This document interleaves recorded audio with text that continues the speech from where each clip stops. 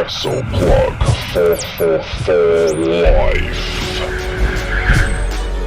Ladies and gentlemen, it's time to hashtag get plugged in. The refreshing, empowering moment that we have all wanted from WWE. It's like ordering a medium pizza and then turning up with an extra large and a bottle of Coke. What happens is these fucking people live in this fantasy land. Everyone got their shit in, everyone got each other over, everyone looked good, and made the industry look great. New Japan wrestling talent. I'm a true champion.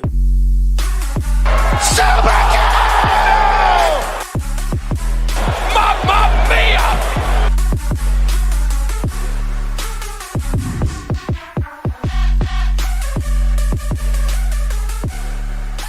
Ladies and gentlemen, boys and girls, children of all ages. Awkward. Very, very awkward. This right here is the last bastion of hope when it comes to podcasts. This is a podcast that tells you how it is. This is a podcast that does not filter itself for the benefit of all the winchy little tarts on social media who can't handle a little bit of criticism. So if you are here for genuine hot takes and interesting opinions on this week's wrestling, you've come to the right place and we welcome you. And if you're here looking for everything to be super positive all the time, get the fuck out because you are boring me. That's not even how life works. Go away. Not how life works. Not. No, exactly. Wait for your intros, you cretins. The unruly masses, ladies and gentlemen. This is the first time we've ever done a podcast on Zoom. You'll still be getting the audio experience. So if you're listening via audio, which is probably just Jerry from Louisiana, mad love to you, my friend. Hope all things are well, and particularly for everyone in Louisiana in such difficult times, weather-wise. I'm your host, Aeron. I'm the harbinger of professional wrestling. I'm the doctor of love. That's a gimmick that about 5 people will get. The rest of you just have to catch up later. Joining me for the State Wrestling Address, which of course is where we discuss all of the week's most interesting topics, or we just review whatever wrestling we've seen. We've already covered Raw, by the way, so obviously this is going to be preferably around the Wednesday Night War. We're going to be talking about AEW Dynamite, and we're also going to be talking about NXT, because luckily all 3 of us have watched it. I say 3 because we have 2 marvelous gentlemen with me. I'm Aeron. Now, first of all, joining me is it's just, you know, we're struggling. So here's Jeremy Miller. Hey! Representing Sly Fox Sports Podcast, ladies and gentlemen. Welcome back to the Wrestle Plug, Mr. Miller. It's been a while. How have you been, son? Oh, it's been quite a while. I'm good. Started a new job, recently got married, all kinds of fun stuff. Let's talk wrestling. I'm good to go. You're now officially Mrs. Miller. Congratulations, sir. Oh, fucking hell. What? Now then, ladies and gentlemen, you've heard him so many times. He's my wonderful co-host. He's magical. You know him so well by now. He's Canada's favourite cleaner. He's twice the mic skills of Kenny Omega and just half the insulin. He is the Duke of Diabetes, the Maple Leaf Magician, the Oscar-worthy Ontarian, Kyle Wilkinson. How do you expect me to honestly follow that? What the hell, dude? Will it's all true. Get a better intro than that? No, probably not. I got no. Yours was shit. Just stop. Fuck you. But we had fucking the Maple Leaf Magician. Is the best thing I've ever heard. At least it's not Maple Leaf Muscle. I mean, why not? Petey Williams. Williams is a fucking god. Yeah, I know. He invented the move that everyone does as a transitional move now. Isn't it great? Oh, fantastic. Oh, the transitional destroyer. Let's start with something that would have destroyed the internet. Both of you have watched AEW Dynamite, and as you would have seen from the fallout and the most hilarious actions of social media, particularly of one Mr. Cornette, who is not very happy this week because of incidents. When is he ever happy? Never, and I love him for it because, God, he's so British. We're so miserable.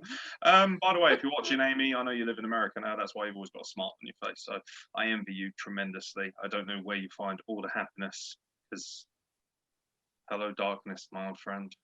Anyway, AEW Dynamite. Let's find out, okay?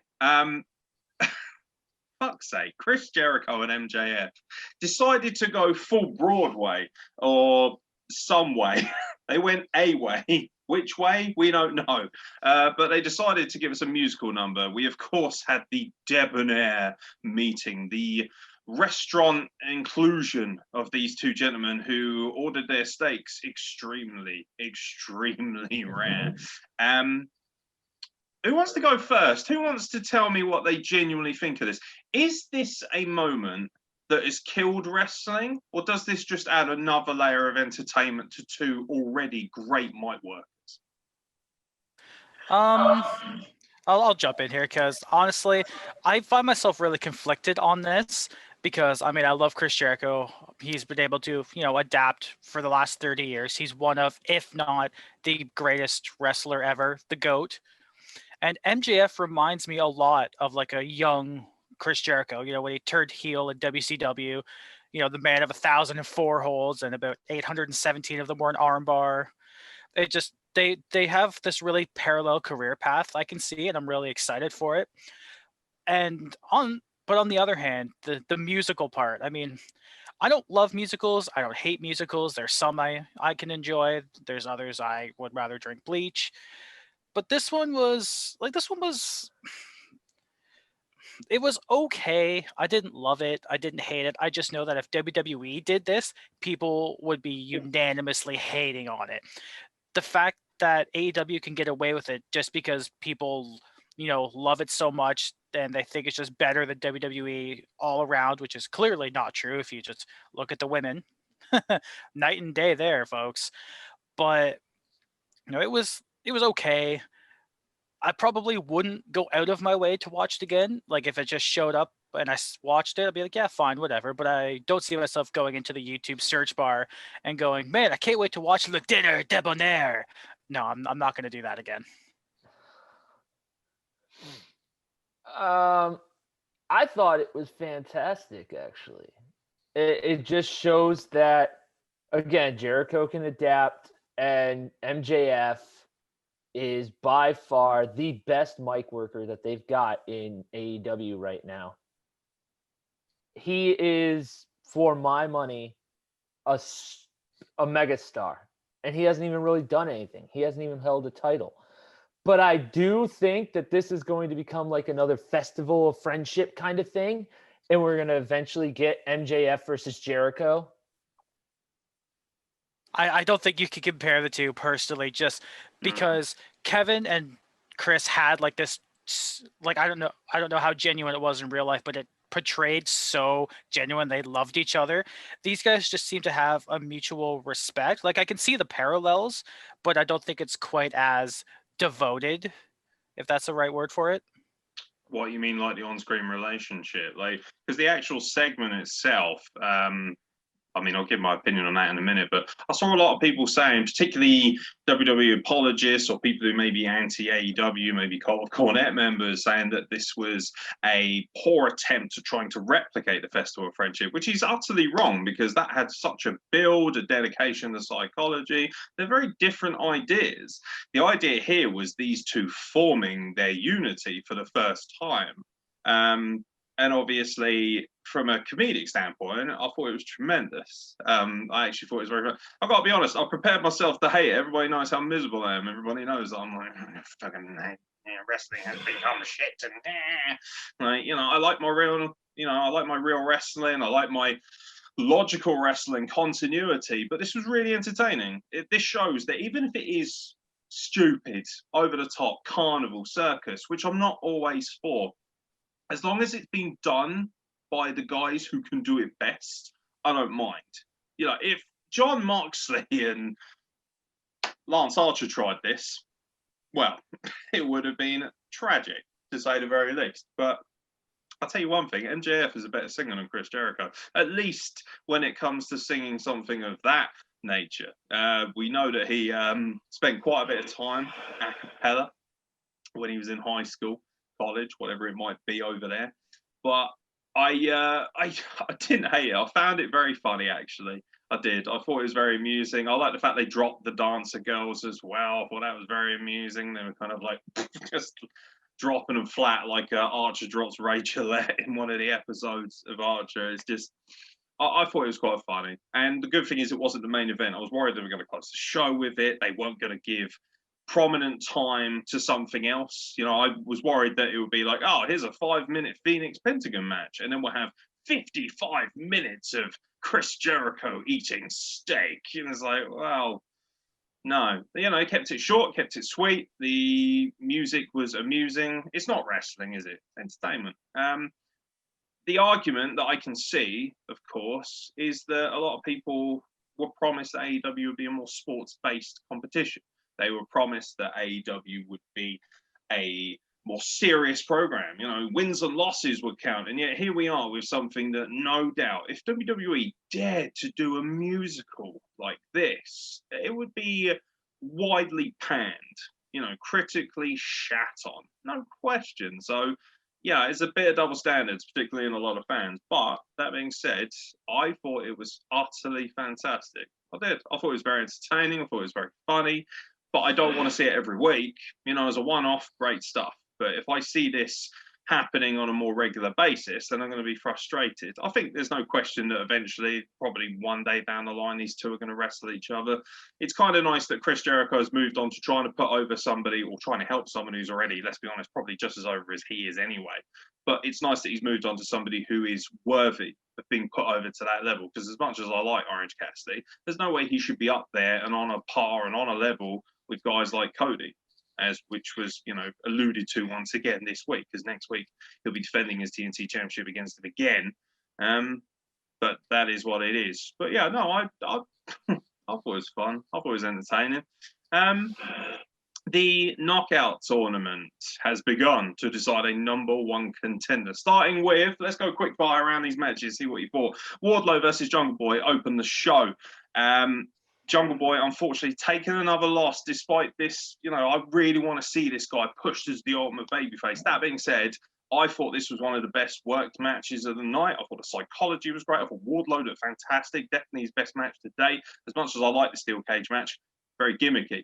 This is just a straight up fight. I love the psychology. I love the consistent nature of Jungle Boy's offense. It didn't just feel like a load of wasted spots and, you know, monkey flips or whatever you want to call it. It wasn't a spot monkey match by any means. I thought it had good psychology, good work to it, and Wardlow moves on.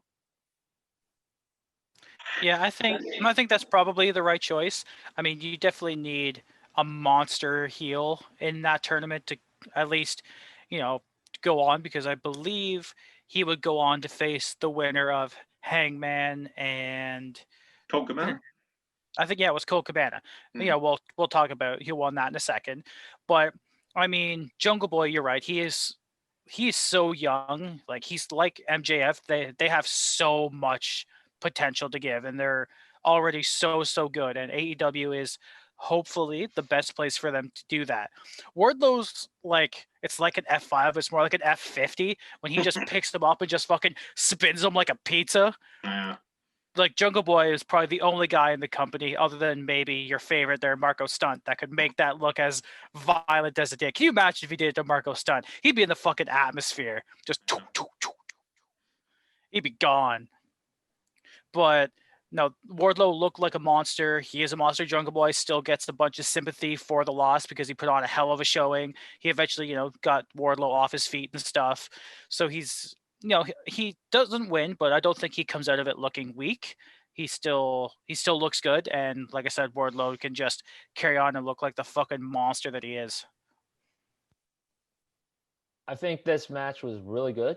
Wardlow's finisher is by the way, it's called the F10 because, you know, twice as powerful as double spit. Lesnar. And I'm sorry, that F10 to the fucking rampway from the ring, fucking hell. They just, oh god. Horse meaty horse, and we love meaty horses.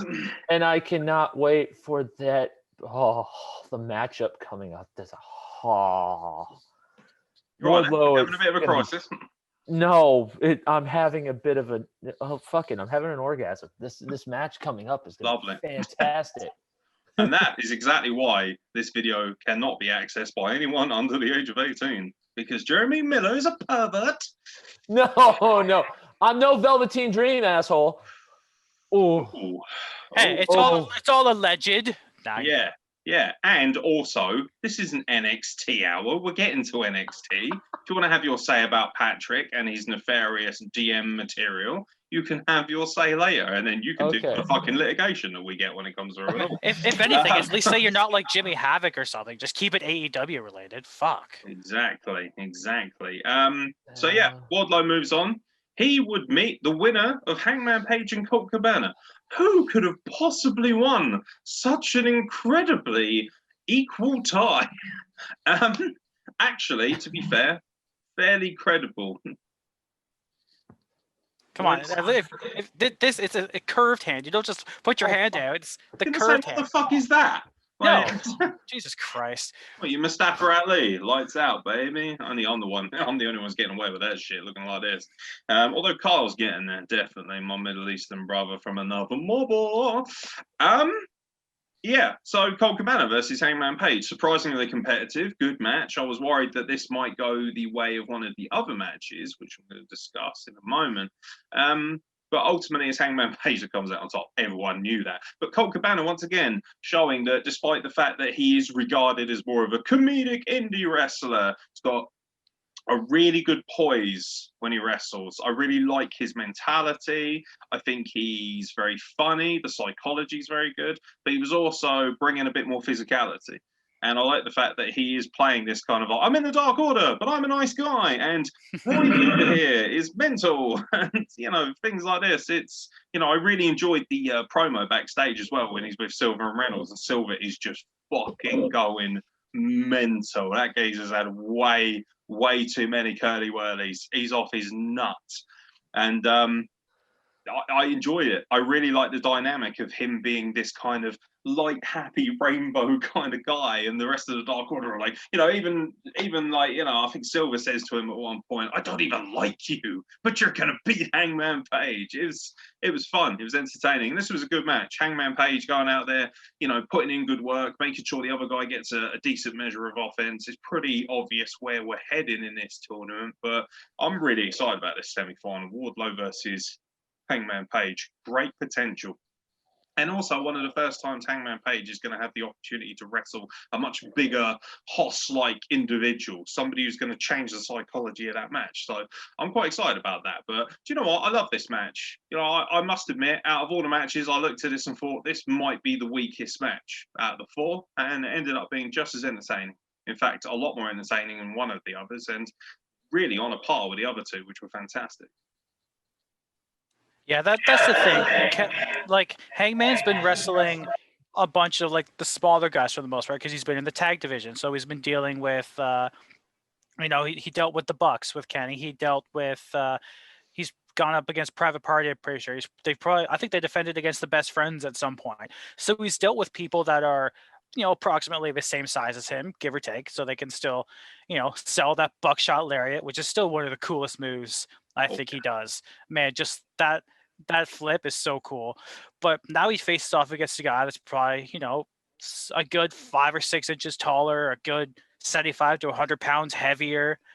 He's gonna have to change it up a bit. Like I can almost guarantee he's gonna hit the buckshot, and then Wardlow will just like stutter for a second, and just he's gonna have to, take something out of that back pocket for some more innovative offense, because I think we all know that he's going to be going to the finals. I think we all know who he's going to face, just because that's what's been building for the last few weeks. So this is a time for him to show, what he was a rising star in New Japan before, the mass exodus part 2, and they all started this company. I think he was starting to do some fantastic things. He did face Jericho for the right to be the inaugural champion.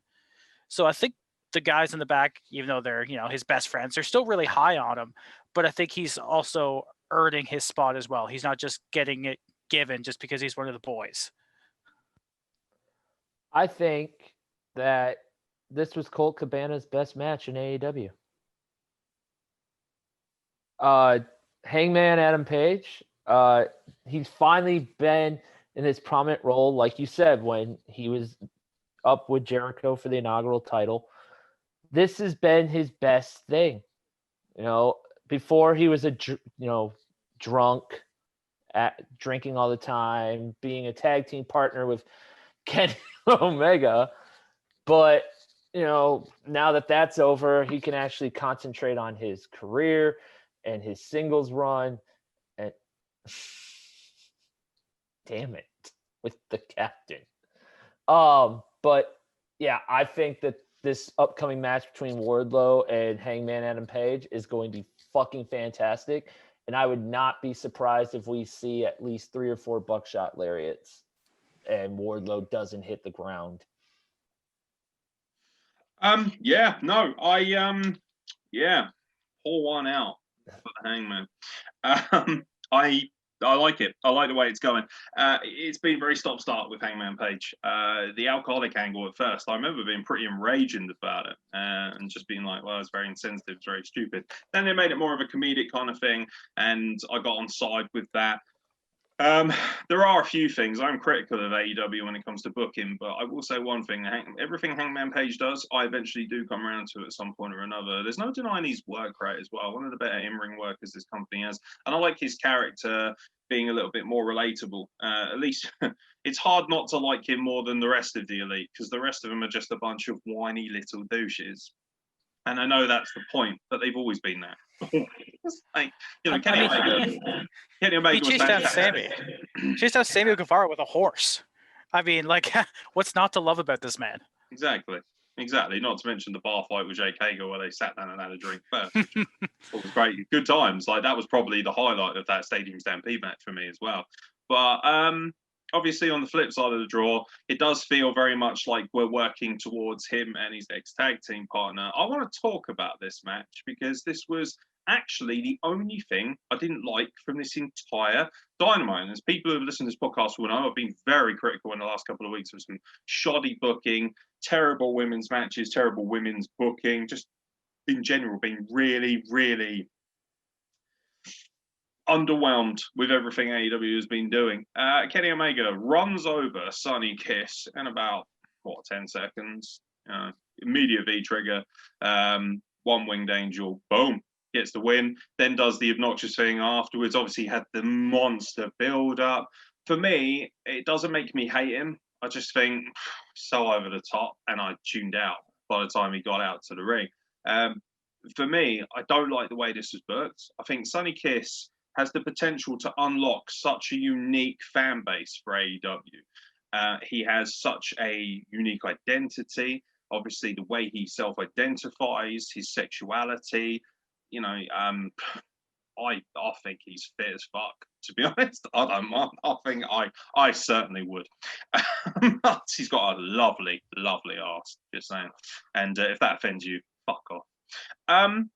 Simply put, I think Sonny Kiss has so much potential. I really do. So unique, so flamboyant and entertaining, and also a good in-ring worker, unlike a lot of the freak show acts they got going on, because they do have some novelty circus acts you would expect to entertain you in a cage. Do a little dance for me, you little monkey, Marco.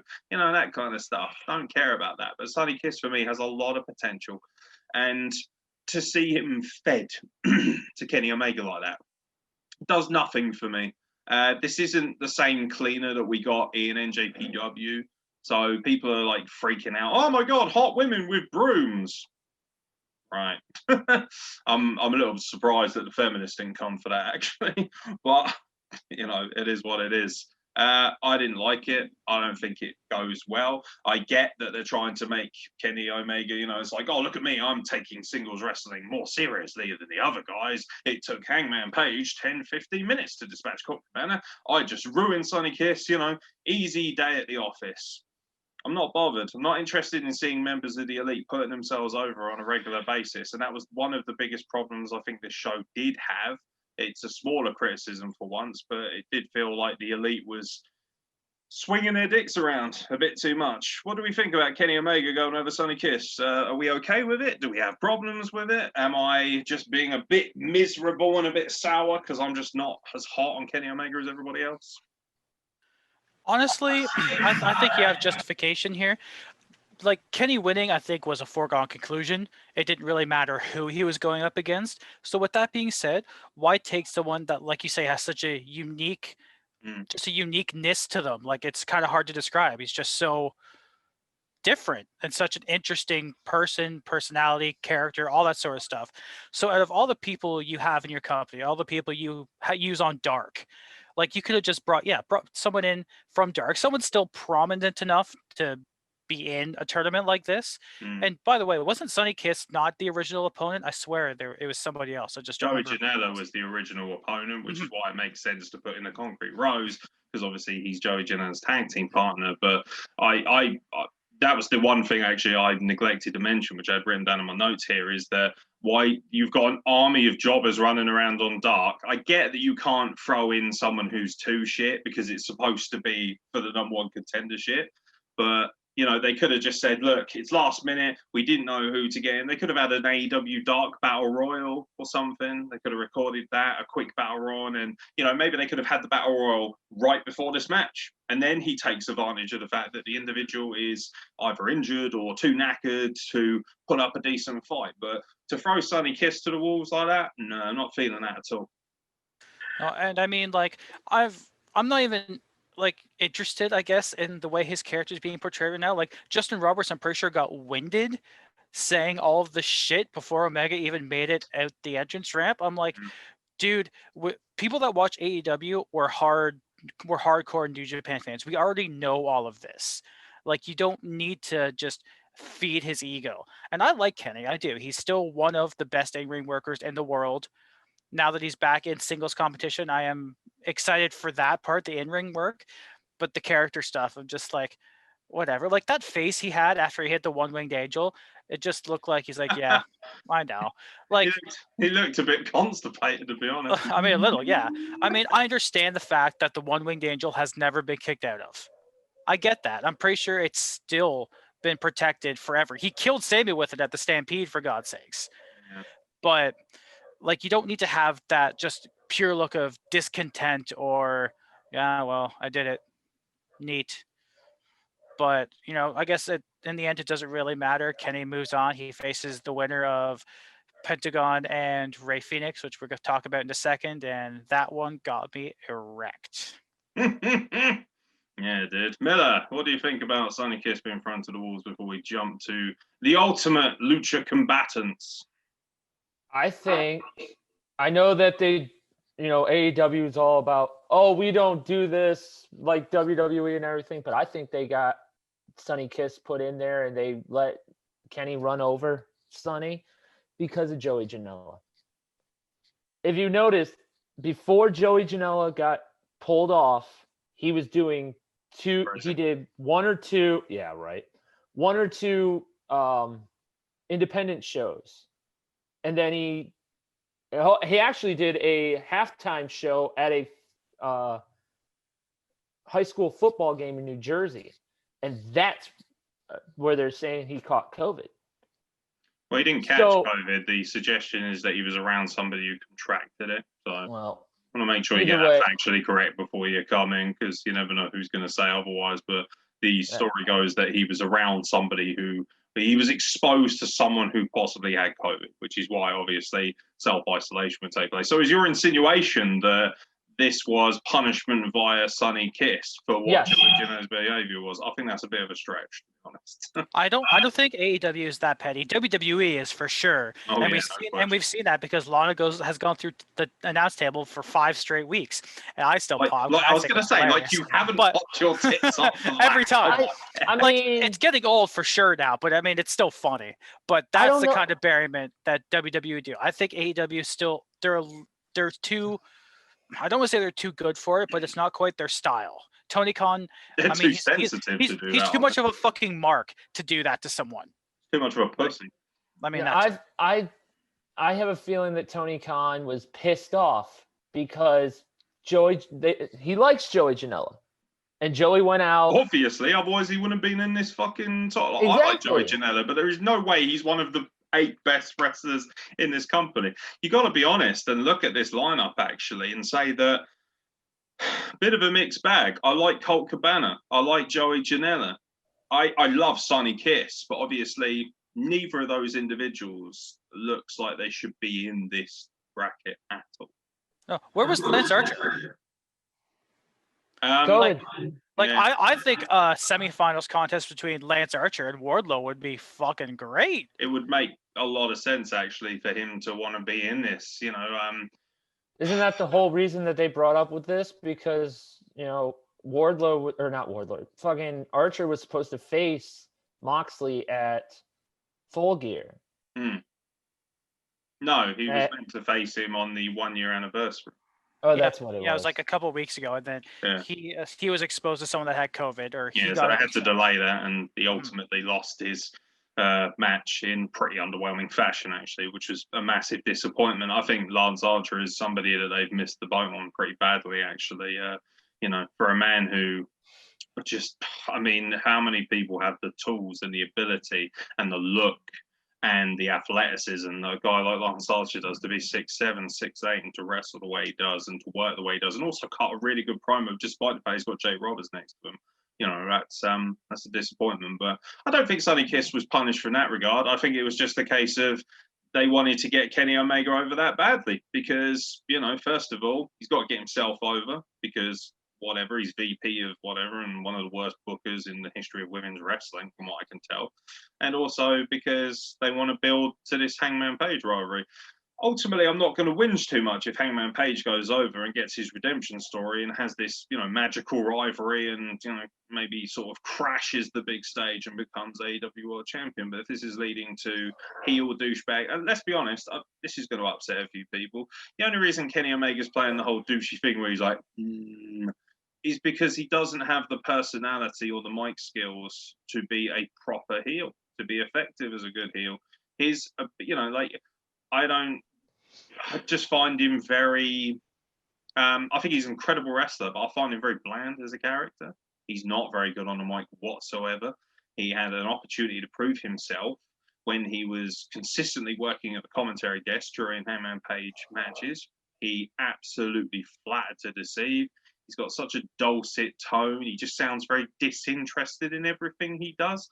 And ultimately, I would rather have 2 guys singing Me and My Shadow and looking like, one of them being 50 and looking like he's about to pass out from, the ability of his lungs being full up, trying to hold a note. I'd rather have that because those guys look like they've got their heart and soul in it. Kenny Omega, to me, I get the impression that he doesn't care. It feels that way. And that's before the character change when he was a heel. I'm getting a little bit sick and tired of seeing the elite.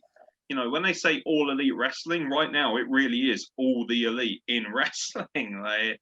It's not for me. I don't want to see them in prominent positions all the time. I've got no problem with it. It's the sad fact is as well that Kenny Omega and the Young Bucks were doing a pretty good job of getting other talents over when they first started. And now we've gone on the flip side of things.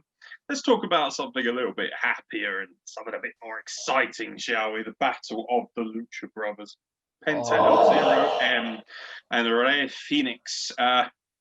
With Eddie Kingston on commentary, adding that emotional value. The best mic. By the way, Kenny Omega, take a little lesson from Eddie Kingston, man. Holy shit.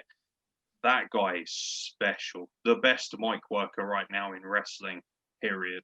Relatable, real, honest, gritty. He's getting better shit out of John Moxley as well. John Moxley's promos have all of a sudden just got that extra bit of fire. People are ready for that. He's building to an I Quit match of Full Gear.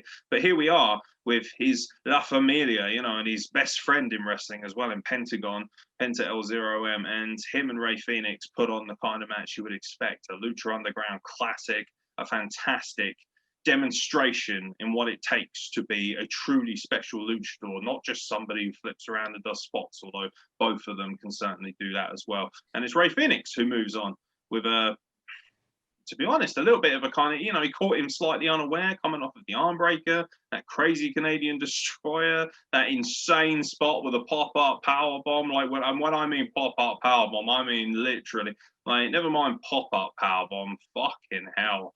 That was an aerial power. That's ridiculous. The guy is like 10 feet in the air. It's insane. What a display of athleticism, and easily, as you would expect, the best wrestling match of the night. Yeah, I mean, hands down, best match of the night. I mean, I've loved Pentagon since he was an Impact, when he was the Impact World Champion. I thought he was doing great stuff there. The tag stuff him and Ray Phoenix did against LAX before, they both went on to pastures new and ended up in the same place. And we still haven't, I don't think we've gotten a great match between those two yet, have we? Not that I can recall. It's been a year, so I'm sure they've probably faced off, but nothing like that special ladder match they had at Rebellion that one year. I was there for that. It was brilliant. But these two guys are incredible. And Ray Phoenix he got hurt at some point during that match. I think he was trying to do a Hurricane Run or something from the top. He nailed it, but still landed real hard on his shoulder and neck. So he was, definitely high risk, baby. It's called that for a reason. So you could tell he slowed down a bit, but slowing down for the Lucha Brothers is like, going from Mach 8 to Mach 7. I mean, it's still ridiculous. You blink, you're going to miss something. Like, yeah, that pop-up, up powerbomb when he just fucking threw him. I'm pretty sure Phoenix did like a flip in the air as he came back down into the powerbomb position. It was incredible. And he goes over, which honestly surprised me. I thought we were going to get another Pentagon Kenny classic because they've gone a few times, but this is actually a real nice surprise. It's a pleasant change of pace because I don't think we've seen these two go one-on-one. And, you might, like you said, you might not like Kenny's character, but his in-ring work is, second to none. So I think these two are going to have a banger of a match next week. They're kind of stocked it up to deal with what NXT is putting on next week. So, I mean, this Wednesday night war, I mean, it's just forcing both companies to have increasingly better product. And really, that's all us as wrestling fans want. Yeah, by far match of the night for me. Ray Phoenix, as much as he is known for his tag team work, his singles runs fantastic in Lucha Underground. He is a absolute freak. His tornado off the top rope right to Pentagon, the revolutions, just disgusting. And then after Penta thinks he's got him with that arm breaker, and then Ray turns it into that destroyer, just fantastic. And I want Ray to go over Kenny. Obviously, that's probably not going to happen because we're going to get Kenny versus Page. But if it did happen and, say Eddie Kingston does beat Moxley, I think Eddie Kingston versus Ray Phoenix for the AEW title would be fantastic and must watch. Yeah, you're not getting it, though. No, I'm not getting it. I will be dumbstruck if the final is not Kenny Omega versus Hangman Page. Frankly, I think, to be honest, they're telegraphing it a little bit too much. So I will give them all the credit and love in the world. I'll be the first to come on here and sing their praises if that is not the route that they end up going down. But yeah, Phoenix moves on. I think that's fantastic. I think from an athletic standpoint, the idea of Phoenix versus Kenny Omega is the kind of wrestling you want. That's the kind of wrestling that you would pay good money to see, no question. Kenny Omega doesn't hit with me. I think he's actually at this point grossly overrated, which is really sad for me to say because I spent a long time, particularly on this podcast, with me and Carl started covering NJPW. I would sing his praises relentlessly. But that's a product where you are not reliant on being a character of sorts more so than you are being a great in-ring worker, and the story development there is a lot more gritty as well, so you can get away, you can hide away a little bit if you are a little bit short on the mic. And that's always been one of the first things people say, the detractors of Kenny Omega, is here's a man that despite all of his incredible talents is a pretty boring entertainer unless you are interested in a fluid athletic style of wrestling, which of course is another thing that AEW had promised us more of. And hey, that's a promise they'll live up to with Kenny Omega versus Ray Phoenix, which is pay-per-view quality under any circumstance, no question, regardless of my personal feelings. We also have speaking of number one contenders, we have the new number one contenders for the tag team division. Talk about mailing this rivalry in very quickly. I'm very disappointed. I'll be the first to put this out, actually, and I think it'll upset a lot of people. I actually thought this match was a bit of a dud. I didn't enjoy this match. I thought it was a little bit lackluster, a bit botchy. I actually thought John Silver had a very good argument for being the MVP of this match. He worked incredibly hard, provided an astonishing amount of entertainment. I like Private Party. I think they are, at best, Poundland Street Profits right now. They just look a little bit, I mean, I'm not matching them up because they're African American. I'm matching them up because the gimmick is very similar.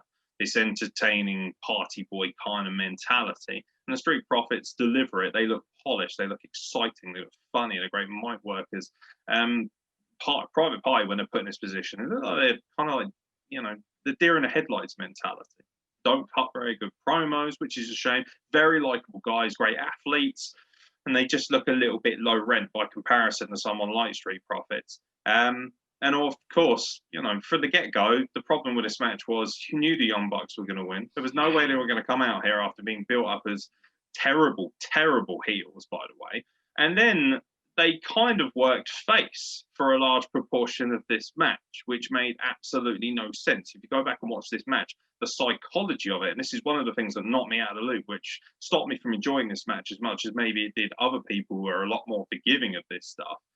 I felt that, when you compare the tag team main event of NXT, I think it was light and day in terms of storytelling, athletic prowess, psychology, and in-ring ability.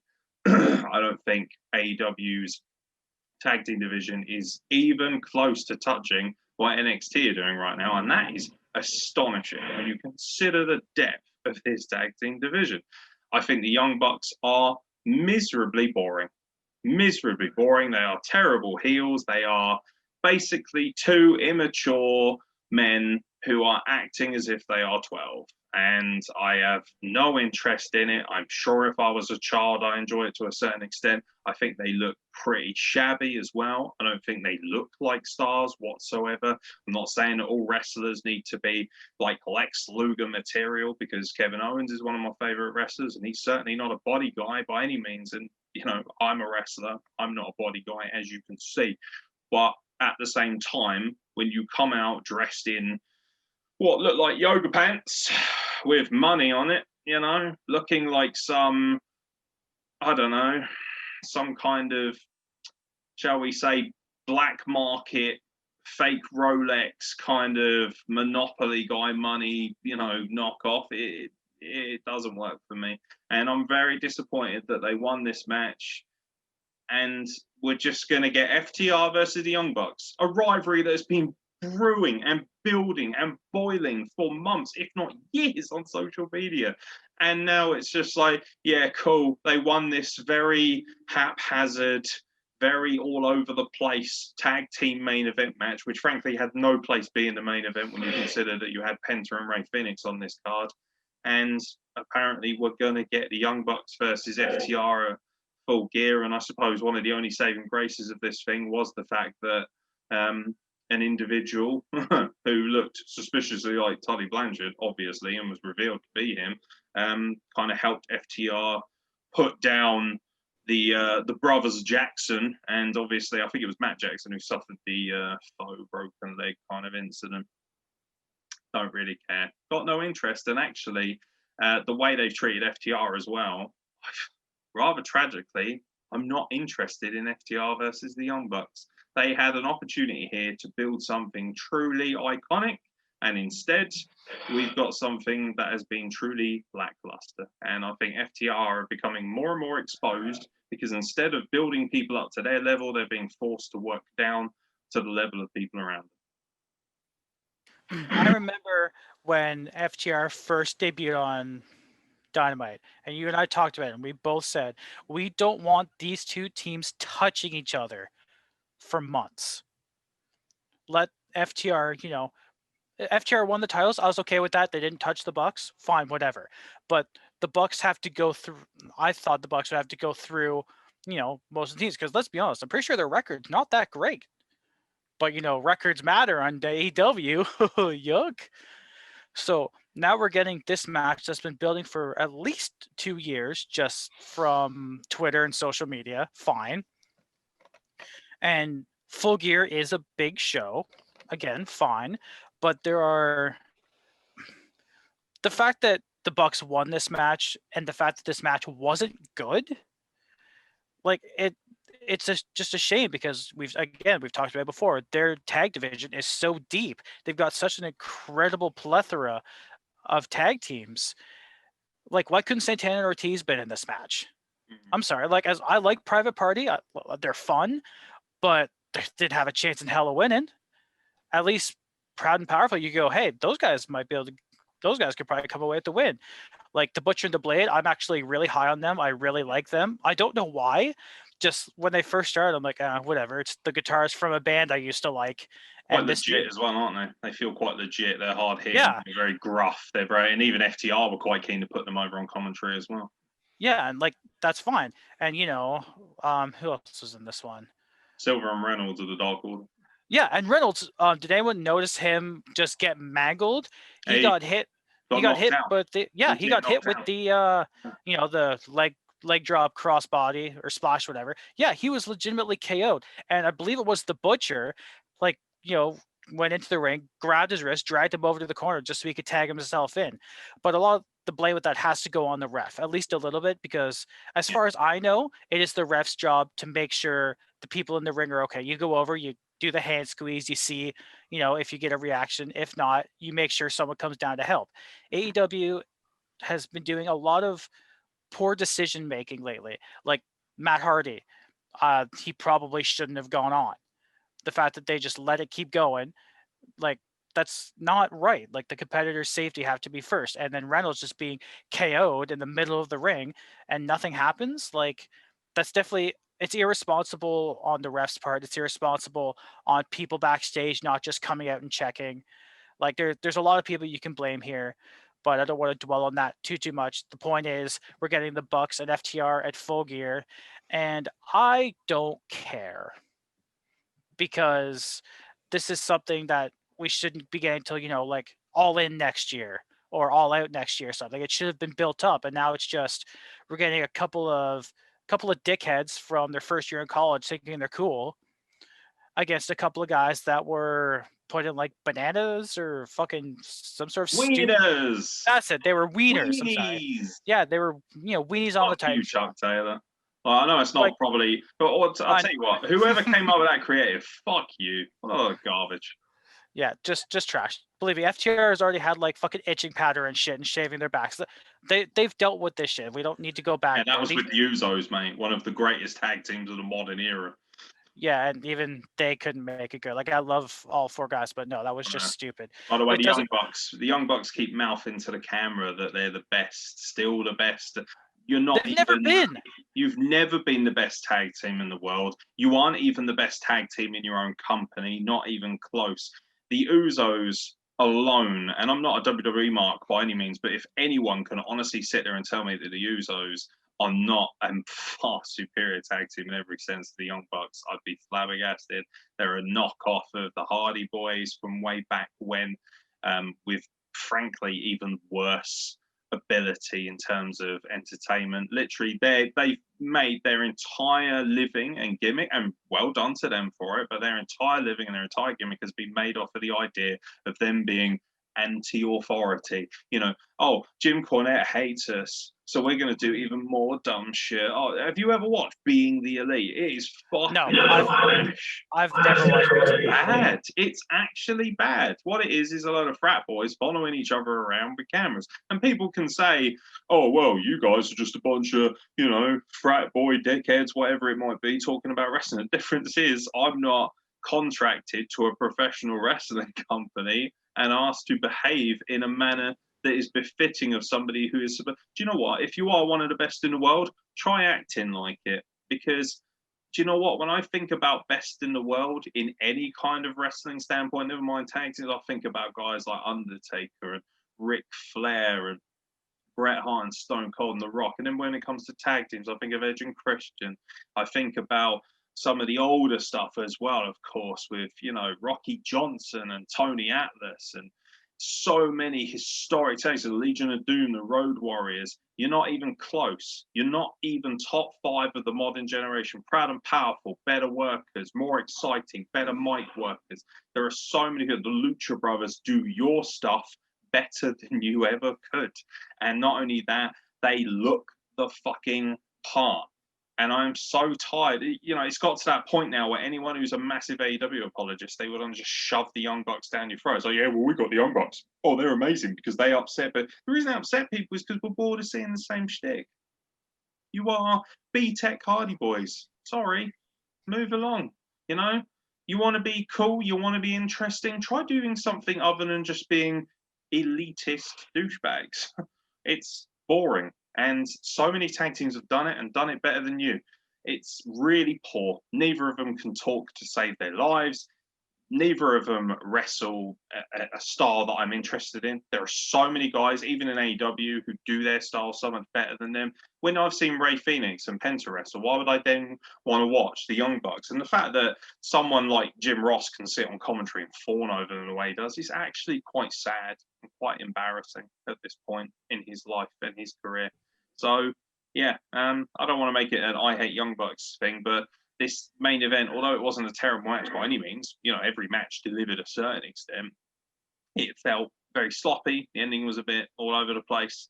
And I just think it's so deflating and so disappointing to know that they've just given us the Young Bucks versus FTR on a whim. No real passion, no real build. WrestleMania 17 with My Way, this is not. Yeah, this is a complete joke. I hate the ending. They're alluding to how Private Party beat the Young Bucks, and then the Young Bucks roll up it wasn't Mark Quinn, it was Isaiah Cassidy. Oh, by the way, his shoulders were fucking miles off the canvas before 3. So I would hope they're gonna, because they just, commentary has a fucking duty to make sure, the first thing that I am passionate about, do not fucking treat your audience like idiots. And the fact that you tried to pretend that, oh yeah, that was just a simple roll-up. Bullshit. Go back and watch it. Honestly, go back and watch it. It is daylight clear that he has got his shoulders off by some margin. It is actually quite embarrassing that they would allow that to go unchecked. And if there isn't ramifications for that, or at least some sort of storyline that's built into that Private Party were essentially robbed because of I'm assuming it was a shoot issue and they just made a mistake.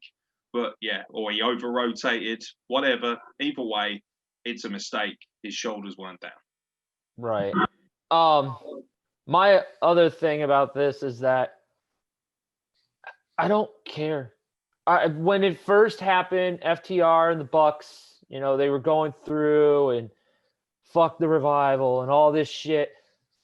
It was fun. It was awesome because they were on different, you never thought they would actually wrestle each other. You always thought, oh, it's just playful banter.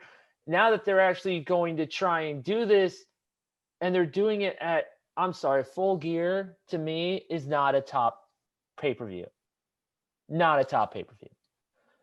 You want a top pay-per-view, you want this rivalry to happen, you put it on what you would consider your WrestleMania. So All Out, or Double or Nothing, or one of them. You don't put it on Full Gear or Revolution or whatever the hell else fucking B-rated pay-per-views they can come up with. You put it on a prominent pay-per-view and you put it in a prominent spot. With this build that they've done for Full Gear, for the Bucks and FTR, as much as it kills me to say this, I don't even want to watch. Because I love FTR. I love them in WWE. I love them in NXT. I wish they would have went to Impact, honestly. Because I think they would have had a hell of a shift in Impact against, the Guns, the North. Just saying. But they're here. They're in AEW. They're having to pretty much. The only reason they're doing this is for ratings, and unless this is some way of getting the Bucks to lose and then to fuck off our screens for the rest of existence, let them go into the back, and maybe they do the booking for tag teams or something. I don't know, but I don't care. And honestly, they weren't even the best tag team in this match. As much as everybody gives them shit and as much as everybody hates them, John Silver and Alex Reynolds to me was the best tag team in this match. And God damn it, they deserve to be in a prominent title match. And Yeah. yeah. I mean, I will say one thing. As much as I like Reynolds and Silver and they work very hard, that's not going to draw any money. Like, that's not drawing any money. You stick them in, and also they can't face. What pisses me off as well is this complete hodgepodge, this mess of how to book face and heel. FTR clearly heels, right? So coming into this, Young Bucks have been behaving reprehensibly, super kicking old men and Officer Bar Brady backstage, but I forgot his name now, Alex Marvez. Just generally behaving like tossers. We are told that, oh, they're douchebags, they're whiny. Oh, all they care about is money. Look at how flippant they are, how obnoxious they are. Oh, they're so good at being heels. Fucking terrible. But they are heels nonetheless. So your biggest marquee match, other than the AEW Heavyweight Championship, is two heel teams going after each other for the Tag Team Championships. Where's the investment? Why am I supposed to, as a wrestling fan, particularly if I'm going to be a super mark, which I don't have a problem being because I enjoy, just letting it be kayfabe and enjoying the product for what it is. Where's my emotional investment? Who am I supposed to root for? I can't root for FTR. That's not the idea, even though obviously from a complete, non-kayfabe standpoint, I will do because they're so superior. And I like to see the best be the best at what they do. But, from a standpoint, I mean, try explaining this to a young kid watching this product. And then we're supposed to feel sorry for them because they got ambushed at the end. Well, no, because they behaved in a manner that is unruly. So they got what they deserved. So are FTR doing face work while being heel? And also, I found it very eerily strange that there was a lot of things that happened in this main event which mirrored the ending of the main event of NXT. It's almost like these two knew each other's booking going into the end. The only difference is that we got a far more impactful and exciting and far more evidential appearance of what is a face and what is a heel in the main event of NXT, which obviously we're about to discuss in a moment. The whole thing feels really flat to me. It's very disappointing. That being said, I want to end on a positive, and the positive is that this episode of Dynamite was one of the better ones I've seen for many, many moons. And I think that most things, even the things that I didn't like, still provided a level of entertainment and quality that's actually been sorely lacking on this product. This product is not above criticism. And the argument I always hear from people when someone says they don't like AEW is, oh yeah, well, if WWE did this, you'd hate it, or vice versa, oh, if WWE did this, you think it was the greatest thing ever. No, not at all. Nobody is above criticism.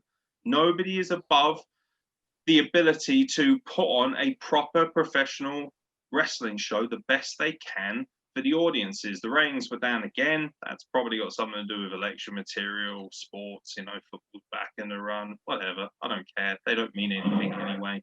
But you know what? I want to see both shows thrive. And to me, it feels like one show isn't deserving of having a high rating and the other one is and somehow isn't getting it. That's how it feels a lot of the time. So, Dynamite, really good this week. The question will be, are they going to maintain momentum, or are they going to go back to doing some dumb booking further down the line that's going to jeopardize and hamper my ability to enjoy the show?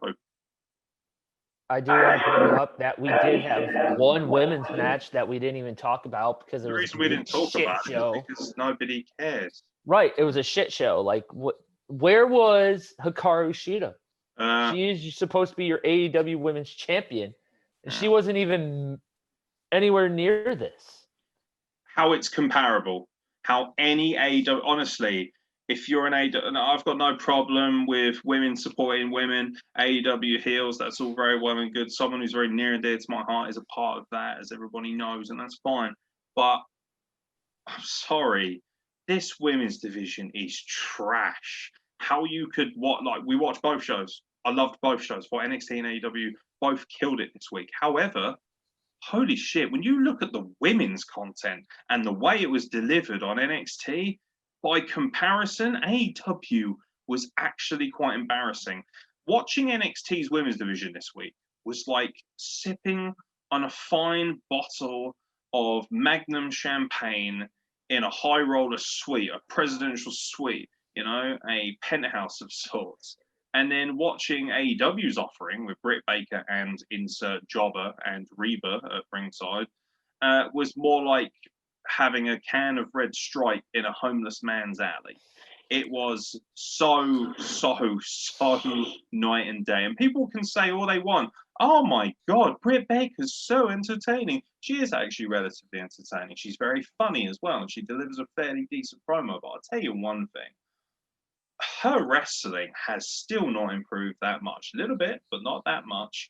Botchy, sloppy, poor worker, and for fuck's sake, where are all the other high-quality women you have to offer? Where the fucking hell is your women's champion? Because even when Moxie doesn't turn up, we hear from him every week. We hear from your stars every week. So there must be something there that says that this company doesn't care. And I want to know, I want to hear, I hear that Kenny Omega books the women's division. If that's true, I want you to stick your fucking neck out and explain to me why you don't give women prominent position, why Anna Jay is walking around beautiful as she is, and also a credible threat and a good wrestler, doing jack shit. And I don't want to hear excuses of, half our women's division is injured. Who fucking who? Look at some of the injuries that NXT's women have sustained, and not once has their division missed a beat. And I don't want to hear the excuse of, NXT's had all this stuff. No, I'm sorry. You knew perfectly well that you were going to be doing a TV show. You knew months in advance of this. You went out and spent ungodly amounts of money on so many trash bag, hoe bag wrestlers that are about $1.50 who can jump off of their roofs. You spent all that money on them. You were able to amass one of the most incredible on paper tag team divisions of all time in, a matter of months. And yet you couldn't find more than 2 or 3 credible women's wrestlers that were big stars. Absolutely ridiculous. Tessa Blanchard is floating around in the job market right now. You should be throwing every amount of money possible. I don't want to hear people say, oh, well, she's not a very nice person. I don't give a shit. She is a superstar. She is one of the best women's wrestlers of the modern era. She can out-wrestle the majority of men on a card. She needs to be in this show. Where the fuck are all these incredible independent talents? All these amazing British women's wrestlers that haven't had the opportunity to work for maybe an NXT UK. There is no excuse. The talent pool is huge for high quality women. And the fact of the matter is also you have women like Penelope Ford, Big Swole, who I'm not a fan of, but is still relatively entertaining. You have Diamante, you have Ivelisse. You can't make the excuse that every single one of these people is injured. Put them on your show people that you care about women's wrestling, or just do away with it. Because right now, that women's championship is redundant. And the only reason anyone cares about it is because Hikaru Shida has worked her ass off to make it look credible in the matches she's had. But it is an uphill battle, and I feel sorry for that woman because she has worked her nuts off. Where the hell is Nyla Rose? Where the hell is Tainara Conti? They can't all be injured. Use them or get off, it's a case of shit or get off the pot. You're not doing anything right now. Make a fucking decision. If you're not that passionate about women's wrestling, just fucking take it off the show and let those women go and be fucking brilliant elsewhere. Because there are plenty of places. Impact will pick them up and they will do a magnificent job.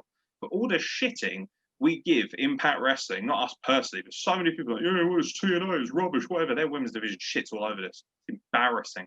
And Impact is a place that I imagine doesn't have a fraction of the money available or the security available to give their women like AEW does. There's no excuse for this. Tony Khan, you should be put on the fucking hot seat for this. You're spending all this time wanking yourself silly over Fulham getting a draw on your fucking Twitter account. Maybe do some fucking work when it comes to this company that you are supposed to run, instead of being a sweaty mark and giving people like Orange Cassidy a fucking hand job on the side every week. It's, you know, because you are spending way too much fucking time looking after people who aren't stars and allowing great talents, hardworking women sit on the sidelines and do nothing. I am tired of watching your show and seeing loads of women wearing masks, sitting in the front row or standing there, having to give a tiny minimal amount of input as an audience member. How fucking demeaning to a division that should be strong. You told everybody, oh, women are going to get equal fucking opportunities in this company. We've got a brand officer in Brandy Rhodes, chief brandy officer. You know, you said to us you were going to give us these things.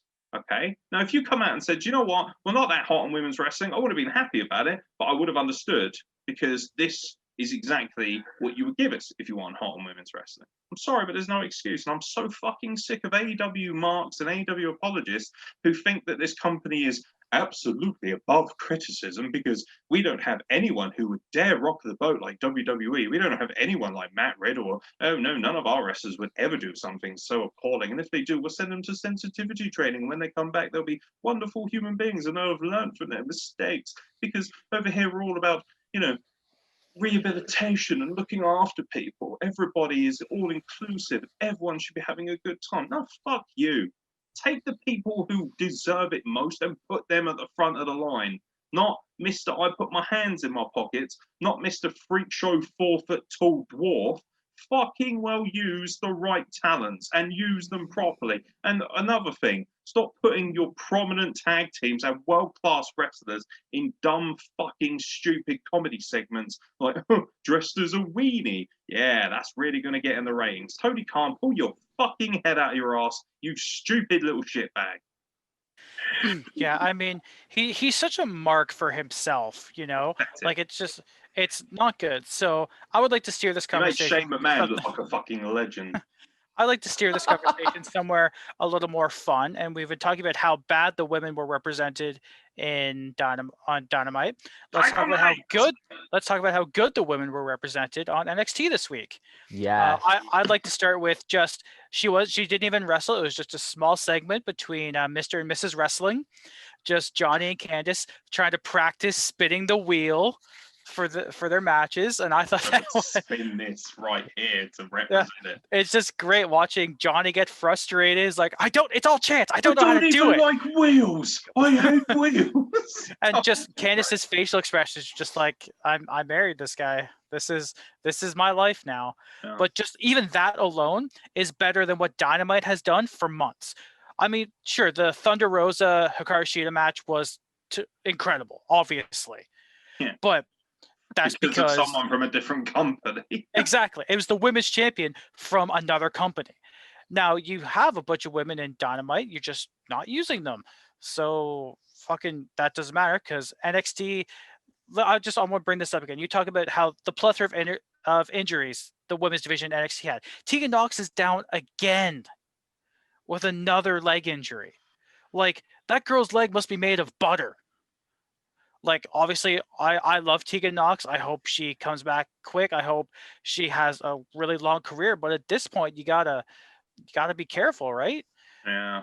But I've seen it with other wrestlers. Kid Lycos over here was British wrestling, and seeing tore his shoulder, I think, for a fourth time, and just called it a day because it just felt like it was never going to improve, and he'd go through months and months of torment and rehab, and it breaks your heart. It does. And for someone as lovely as Tegan Nox, Nixon Newell, of course, on the British independent scene, you know, the shiniest of all Welsh wizards, just a lovely human being, someone I've met, someone I've seen regularly, just, you know, it disappoints you. And let's be honest, a talent that is tenfold anything AEW has to offer. And now, I mean, we have, you know, Shotzi Blackheart is hosting Halloween Havoc next week, which is just fantastic. She's lovely. But even we've still got Raquel Gonzalez and Rhea Ripley. Is it a steel cage next week? Yeah, I tell you what, I love Raquel Gonzalez, and she really stuck her neck out for me this week when she came out. That promo was good, man. It was fire. And this is a woman who hasn't had an opportunity to bust her chops on the microphone like so many others. Tell you what, talk about. Do you know what I love about NXT's talent, and particularly their women? Even if they have a small opportunity, they make it count, and they come out of it looking like stars. You know, Jessie. I think it's Jessie Kamen, or Jessie Coleman, or however they want to pronounce it. Kamea, thank you, who wrestled Ember Moon. You know, I kind of thought, like, because I've seen Jessie before, follow her on social media. She's such a lovely human being, and she brought the fire and the energy in what was an amazing sleeper hit match with Ember Moon, who, by the way, has just come back with a vengeance, and it's even, I thought she was one of the best workers and best in-ring psychologists in women's wrestling in modern history before she got injured. She's on a fucking another level. She has literally just spent all of her rehab becoming a adamantium tank of African-American wrestling. I am so fucking thrilled to see that. I'm here for all this content. Candice LeRae killing it from an entertainment standpoint and from a fucking violent standpoint in a rivalry of Io Shirai, which is, by the way, going to be fucking phenomenal again. Spin that wheel all day, doesn't matter. I'm sure you popped when Dakota Kai just kicked Ember Moon in the face. I'm sure you popped for that. I think that would be a hell of a match. A lot of me popped for that, to be fair. Oh my God, Ember Moon versus Dakota Kai. That could main event Mania for me, and I'd have no problem whatsoever. That should be a takeover main event. Stick them in a cage, let them murder each other. Raquel Gonzalez versus Rhea Ripley. Who would have thought my meaty Hoss erection would find its way to the women's division of NXT as well? Oh, meaty Hoss battles. Everything about their rivalries, the matches, the quality, the promos is lights out.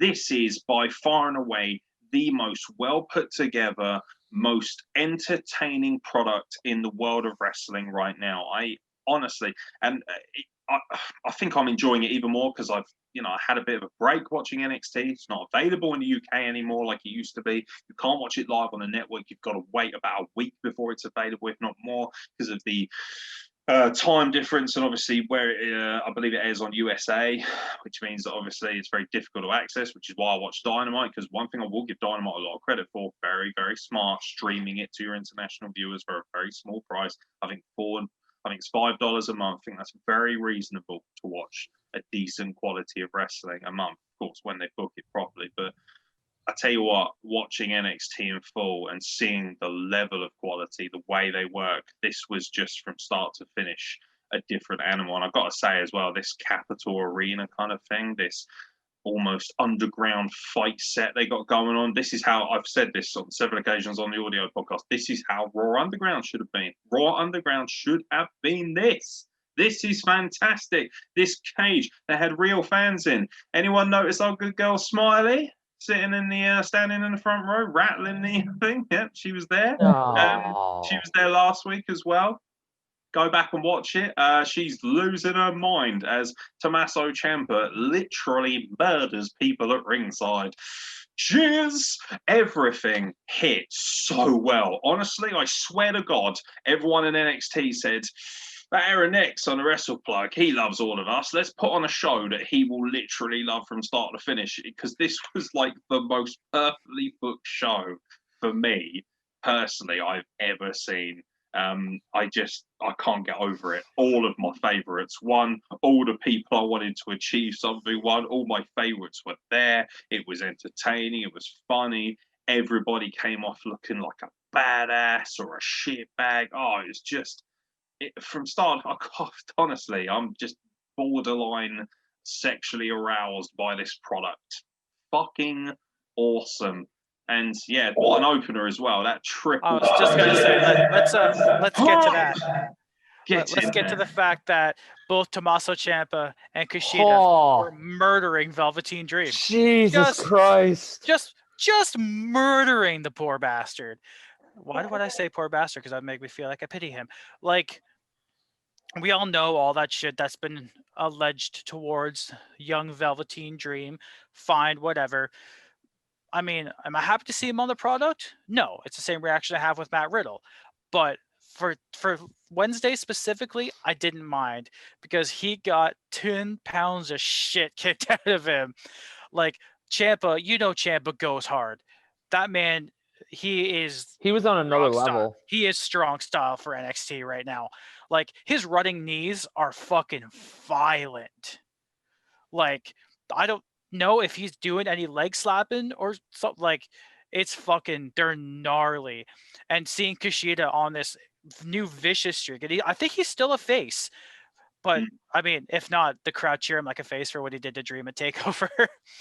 But And he got the pinfall win over Ciampa. That's a big deal. Huge. Yeah. Ciampa was in the last 3 years, Ciampa has been the most overact in NXT.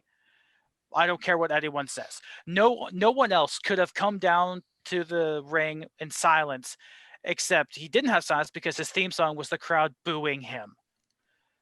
Who else could draw that sort of reaction? Vladimir Kozlov. No, that was crickets. Fuck off. Absolute crickets. You leave Kozlov alone. Now a very famous actor, actually, if you can believe that. I mean, he had some good comedic chops with Santino, but that's probably just because Santino Morella's hilarious. Tea Party in the UK, mate. Like, you haven't lived until you've seen that. That's how you do comedy properly. If they'd broken out with Me and My Shadow, I would have just called it a day there and retired. Yeah, that's all you need. So now we just, I don't know, man. This show in general, you've said it already, but just perfectly booked, top to bottom. We had Xia Li going a little mental. She needed some wins. She lost to Casey Catanzaro, beat the crap out of her after. This show had at least 3 women's segments and 2 matches, and then just building up for the huge match next week, still building up for the match at TakeOver. I mean, all of Dynamite was subpar in comparison to just the women's stuff on NXT. Yeah. And then when you look at what the men did, like, the main event, we had a tag team championship match. And I mean, it does break my heart a little, just a little, because I love the boys. We got new NXT tag team champions, and Danny Burch and Andy Lorcan. Fucking throw them up, lads. Throw them up. Let's go. But strong style Brit, mate. Come on. And they're about damn time. And they're aligned with Pat McAfee. Oh, don't ruin it. Oh, no. Yeah, this is brilliant. I love it. This is continuity, because there was supposed to be Breezango against the Undisputed Era. First, I believe it was Bobby Fish that got taken out, like something with his knees. We all know he has bad knees. And then Roddy had the shit kicked out of him. And Regal's like, Kyle, you could find someone else. And Kyle's like, nah, fam, you eat for life. So then we got the boys. This is perfect continuity because, McAfee had that match with Cole, which was a lot better than it had any right to be. I actually really enjoyed it. And now he's with these 2 guys. We can assume McAfee maybe took out Undisputed Era. I think you could kind of assume, but I'm sure they'll probably reveal that next week, maybe. Bit of a unit, that boy, as well. Like, Yeah, McAfee's a big boy. Lorcan and Birch aren't the biggest guys in the world. To anyone who's seen it, I've got a lovely photo on my social media with Martin Stone, aka Danny Birch, the governor. Nice to see. Wade Barrett as well comes from that ilk and that time period that Danny Birch came from, and you could feel that passion, that elevation of emotion in his voice, because he knows how hard it's been for him, especially. Danny Birch is not your atypical wrestler. I literally had to stop myself crying when they won the tag team championships, because I love Lorcan. I think he's fantastic, but Danny Birch especially, one of the kindest and coolest human beings. I mean, you see him at wrestling shows. I watched him regularly working for places like Rev Pro, working over here diligently. He was one of those guys who was putting in a shift when wrestling wasn't that cool, wasn't that popular. He was the guy who would go out there and work in front of 20, 30 people, get a reaction, passionate. He worked with so many people. I've seen him tag with Sammy Callahan. I've seen him work some of the highest end matches you could ask for, and also some of the lowest. And he has never given up on his dream, even though he has, I believe, at times felt like he might call it a day. And they're heels. That's fine by me. I think they actually work far better as heels. Their style is very cognizant of a heel in the ring, very physical. I think Pat McAfee is a masterful choice to be put alongside them because whether we like it or not, he is a phenomenal talker. He is entertaining, and his credibility in the match he had with Adam Cole means that you take him far more seriously than you would some faux half-assed celebrity. And this is also someone who was a legitimate athlete, an individual who worked in the NFL. And people can say, yeah, punter, kicker, all this kind of stuff. I'm sorry, you still have to be a prominent and high-quality athlete, high caliber to work in that environment. And do you know what? Everything hits so well here. And the one thing Pat McAfee can do that maybe Lorcan and Burch aren't as strong at, and even I'm sure Danny would admit if he had the opportunity to say so, he will be able to offer the sports entertainment-esque talking, the ability. He will be, in many ways, their Paul Heyman. This is a phenomenal choice. It is exciting. Breezango losing is, like you say, very disappointing, but it's also a great testament to them that they were willing to work as hard as they could in transition to put these belts onto Danny Burch and Oney Lorcan, and also the fact that they were given the opportunity. They came back down to NXT, went through all of the horrendous booking choices, but Fashion Files being cut short was a massive travesty, one of the most entertaining things that has happened in modern memory, particularly on SmackDown. And for them to work so beautifully. It might be, for my money, one of the greatest transitional champions of all time in wrestling. And they were phenomenal in such a short space of time. And they are guys who are like, do you know what? We'd rather come down to NXT and help put all these guys over and have banger matches than sit there doing literally jack shit because Vince McMahon is terrified of anything that isn't uber masculine.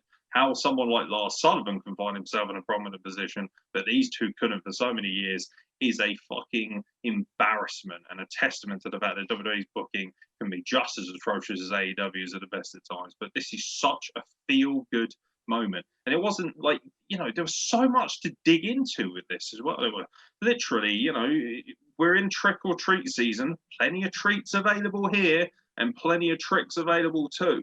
And, just what a magnificent ending. Everything that was wrong about the way they ended the tag team match on AEW was completely role reversed in the ending to this NXT.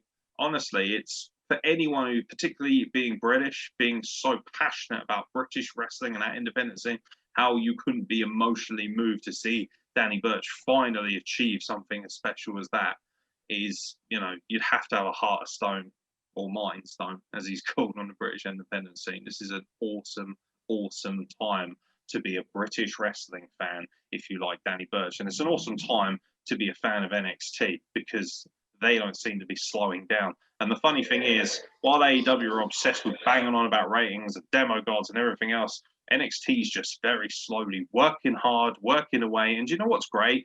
They have all these world-class matches, and yet they still bring their best to NXT TakeOver because they don't spunk it on their weekly show like AEW does. Brilliant. It's absolutely brilliant. And we're even talking about, we haven't even mentioned the fact that, everyone knows Finn Balor's hurt.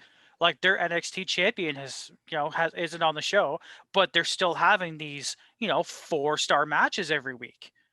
Sure, there are some matches obviously that don't hit. And even that's thought just... that bad champion wasn't on it. That shows how exactly. good the show was. I didn't think even in preparation for this podcast, I didn't see Finn Balor this week because he's got a broken jaw. Don't have to care because the star power is so fucking overwhelming. I mean, Tommaso Ciampa alone can carry a company. He's out there putting on. I mean, that opening triple threat is one of the best triple threats I've seen in recent memory. It's incredible. I mean, I think I could probably put it in my top 5, just triple threats in general, just because it was, it was so good. The story, just again, maybe it's a bit of a guilty pleasure, but watching Dream have the shit kicked out of him, popped every time. That was such a good way to open the show. They opened strong. Did you enjoy the 6-man tag car crash we had with Legado del Fantasma versus the Boys? Yes. Do you know what? Yeah. And if you- Phantasma got the win, which I mean, I expected. Yeah, Joaquin Wild picking up the win is something that's I'm really huge. thrilled about. That's huge because do you know what's lovely about that? That is a case of them saying, do you know what? I don't need, just because I'm the champion, just because I'm the spearhead, just because I'm the leader of this group, doesn't mean that we can't afford to share some of the spoils, share some of the riches. Joaquin Wild, he immediately comes out looking even more legit and more strong. Now you know that when he's in the match, he's not just there to back up the boys. He's not just there to be a bitch. He can pick up wins. He can get one for the team. He looks more credible. He looks dangerous. Would like to see them build Wild and Mendoza for the tag team division as a super heel Mexican kind of group. I'd like to see them go down a more, shall we say, cartel-based evolution angle. I'm very excited about the potential of these guys, and I raged crazy about Santos Escobar on the NXT TakeOver coverage after his magnificent match with Swerve. This is a man who has the opportunity to smack. And I tell you what, Latin wrestling, the dynamic of it, and obviously everything that came before it, the fucking ground that Eddie and Ray paved to make it. And now look at these guys. We've got Angel Garza, we've got Andrade, we've got Legado del Fantasma.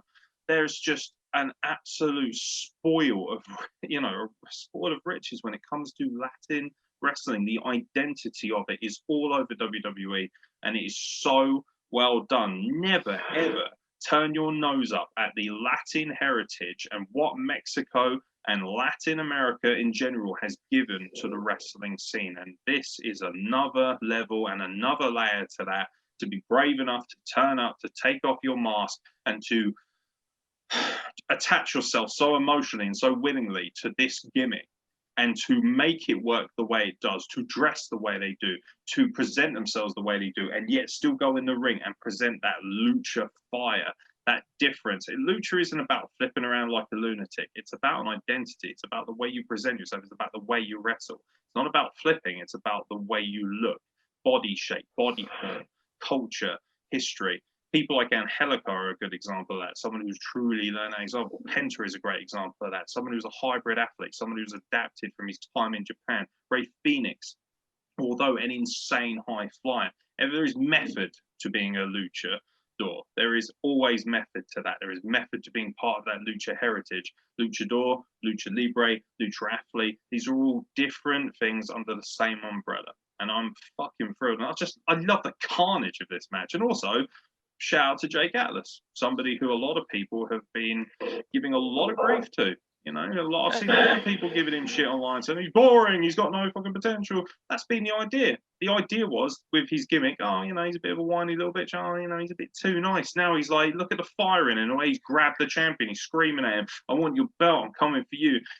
His homage, another guy with Latin heritage as well. The homage to Eddie Guerrero, the fire, he was really much the glue in his team, because it was 3 individuals versus 3 men in a team, so to speak. It was very, very cool. Like 3 hired guns versus the cartel. I fucking loved it. I swear I don't remember the spot exactly, but he had a really sick spot out in the corner. I don't remember what it was. You remember the Spanish Fly when matey goes over the top rope and he catches him halfway? They almost botched it, but to be fair, it was so crazy that they would attempt that spot that I was just gobsmacked. He goes to kind of tope, and as he does, I think it's Atlas is on the ring apron, catches him mid-air in a Spanish Fly, and then they land on the rest of the guys in front of the announce table. Wade Barrett's just like, ooh, it's fucking great, man. So good. Can we just Jake Atlas's finisher, that rainbow DDT as he calls it, fucking phenomenal, devastating. And if he's insane, he did that off the announce table, didn't he? Holy shit! That cartwheel into oh my god! I remember just being like, what? Because I've never seen that, and I've seen. Could you imagine if he just spiked somebody? It's just, oh my god! It's just, Jake Atlas for me should be obviously the next contender to Santos Escobar, but. Bringing up Santos Escobar and Legado del Fantasma, I know, Kyle, I don't know, did you watch Lucha Underground? I've seen bits and pieces of it. It was on Netflix for a while, but I never watch Okay. it religiously just because it seems so silly. I know that was the point, but it just Santos Escobar reminds me of Dario Cueto. Mm, He is El Jefe. actually, technically, if we're talking about El Jefe, that goes to Tessa Blanchard's partner, Darga, but because that's I've actually got his T-shirt around here somewhere. Actually, no, I might as well plug Darga's gear. Nobody buys our T-shirts, so let's plug Darga's T-shirts instead. Could you imagine Daga in Legado del Fantasma? well, he has been released from his Impact contract. Look at that beauty. Look at that. Oh, I like that. Fucking beautiful. I bought this from Darga himself. Super Strong Style Progress. I met him and Aerostar, who were the only two wrestlers behind the table, because I was in a bad mood that David Starr beat Jordan Devlin in the final, and how awkward is that now when you consider that pairing? Oh, Jesus. And I was so bitter, I thought, so me and my partner were like, right, do you know what? I'm going to go and see what wrestlers around these two guys were there. They were just, and I was so thrilled to talk Triple AR with these guys and talk about Mexican wrestling, because I'm obsessed with Mexican wrestling. It was cool. So yeah, don't disrespect El Jefe like that, man. Otherwise he'll come for you. Oh no, I am all for Daga. I am all for Daga. And that's again, that's a guy who I'd like to see actually in this NXT division. Imagine if Legado del Fantasma brought in Daga. Fucking yes, please. Exactly. You know, if Tessa Blanchard's going to WWE, Daga will probably be there too. Oh, absolutely. Oh my God, could you imagine Ria Power Ripley? couple, mate. Ria Ripley versus Andrade and Zelina versus Daga and Tessa Blanchard is like the ultimate, intergender tag match. Fucking hell. I mean, you won't get it for a while because they've separated no, definitely not. But mate, can we just say, like, this is basically the Latin hour of the Wrestle Plug? Yes. Mate, Latin wrestling is fucking amazing. Let's not fucking forget about the boys like Trey Miguel, man, who's putting it out there as well. You know, just because you maybe not born in Mexico, don't forget, Proud and Powerful, what they're doing. You know, the Lucha Brothers, Eddie Kingston, all of these people have a Latin identity. Even the guys who may not necessarily think of, Austin Theory, who quit on NXT this week after he got, by the way, I have not seen Bronson Reed's new entrance until this week, and I can confirm that I was most definitely erect during this entire entrance. Jonah Rock from the independent scene, one of my favorite all-time powerhouses. I am loving what they're doing with Bronson Reed. He's gone from being this big guy in a singlet that nobody really cared about, despite being world-class in terms of talent, to being legitimately one of their most dangerous powerhouse threats. Do you know what? He's just dropped straight into that slot that Keith Lee had as the big, meaty hot of the division. I love that. He's just stepped right in, and man, the way he just... I love this. Battering Austin Theory twice and then Theory throwing his toys out and just quitting. But I love it. Interesting to see where it goes. Don't know what they're going to do with Theory down the line. I think they're going to release him. Really? I think that's why they've done that. He hasn't really done anything. He was in Evolve. He was the longest reigning Evolve champion, and he was a big name in Evolve. But in NXT and in WWE, he has flattered to deceive. Yeah, he feels like he's just an athlete, which is a shame because I don't think his mic work's terrible. I thought he was very amusing on the mic here. You know, he kind of channeled that. It was like it was almost like an independent answer to the Dolph Ziggler Goldberg thing where he just kept coming down and spearing him, which was very, very strange. But I, you know, if they release him, that's a shame. I'm sure Austin Theory will do well on the independent scene nonetheless. And the good thing about being released by a company like this is you find yourself now with more opportunities. There's other places to go, and also it'll build your stock again for the indies. You know where I would like to see Austin Theory? I would love to see Austin Theory go to the X Division and Impact. Yeah, I mean, he's perfect for that. You know, a place where he can apply himself as a wrestler more so than anything else. Yeah. Because Kyle Wilkinson froze. He looks like, he has moved. You literally, your head was in like the same position for so long. I thought you'd frozen. But I know you love Bronson Reed, so I wanted to hear what you thought about. You know, he's becoming. There's a meteoric rise here, and very much like Keith Lee, it's being done the right way. It's not being forced down our throats. nice slow burn to being one of the better hosses in all of WWE. Yeah, I'm like you. I love some big meaty hoss wrestling. It hits different, doesn't it? It's great. And Bronson Reed, like I was not super familiar with Joe Rock. Like I knew the name, but it wasn't something that I was really all adverse to. So a lot of his stuff I'm seeing for the first time. So it's really, really, really cool. And yeah, like that, his new entrance is cool. He just comes in, he's like 300 pounds. He just comes in and squishes you. I mean, I'm hoping that they can, continue this, build it up the right way. I mean, he could be a future NXT champion. Give him a year or so. I think if they build it right, he could absolutely be the big meaty hoss champion that Keith Lee was. I mean, sure, he only was champion for like a month, but it doesn't matter because it was all he needed. Because so it's not all about the quantity. Sometimes it's about the quality, and I think he could be a quality champion. Even, if he's just another big guy that's transitioning it to this huge monster heel, fine. You don't have to hold the title forever. But I think he has such a big upside, and this NXT, I'd say it's probably better than NXT was, 2014, 2015. I think it's at least on par, if not better. Like you look back at that roster back in 2015, Balor, Joe, Nakamura, Zayn, Kevin Owens was NXT champion and beating John Cena clean at Elimination Chamber in 2015, still NXT champion. Like, I think the more I think of it, I think this era is better than that. And that is that is a huge compliment. Yeah, I think the depth's there as well. And I think the entertainment value is even better than it ever was as well. And something I really wanted to touch upon that people may have kind of slept on a little bit was the budding romantic tag team that is Killian Dane and Drake Maverick, who have just, again, another Brit Rest guy in Big Damo, somebody who I saw, somebody I had the opportunity to be relatively close to on the scene. I got to see his last ever independent match in the UK. I have a real soft spot for Killian Dane because he really gave me hope that, this big kind of, unorthodox looking wrestler, he isn't a meaty kind of, jacked up sort of Luchasaurus type. This is a man who is a little bit more, do you know what I've always liked about Killian Dane? For the bigger lads, he feels relatable, he feels real, and the way that Albert did to a certain extent as well when he came in. And Killian Dane, I remember him having, I believe it was WrestleMania 31, which seems an age ago now, having that incredible turn in the Battle Royal. I think it might have been WrestleMania 31, it may have been 33, I'm not entirely sure.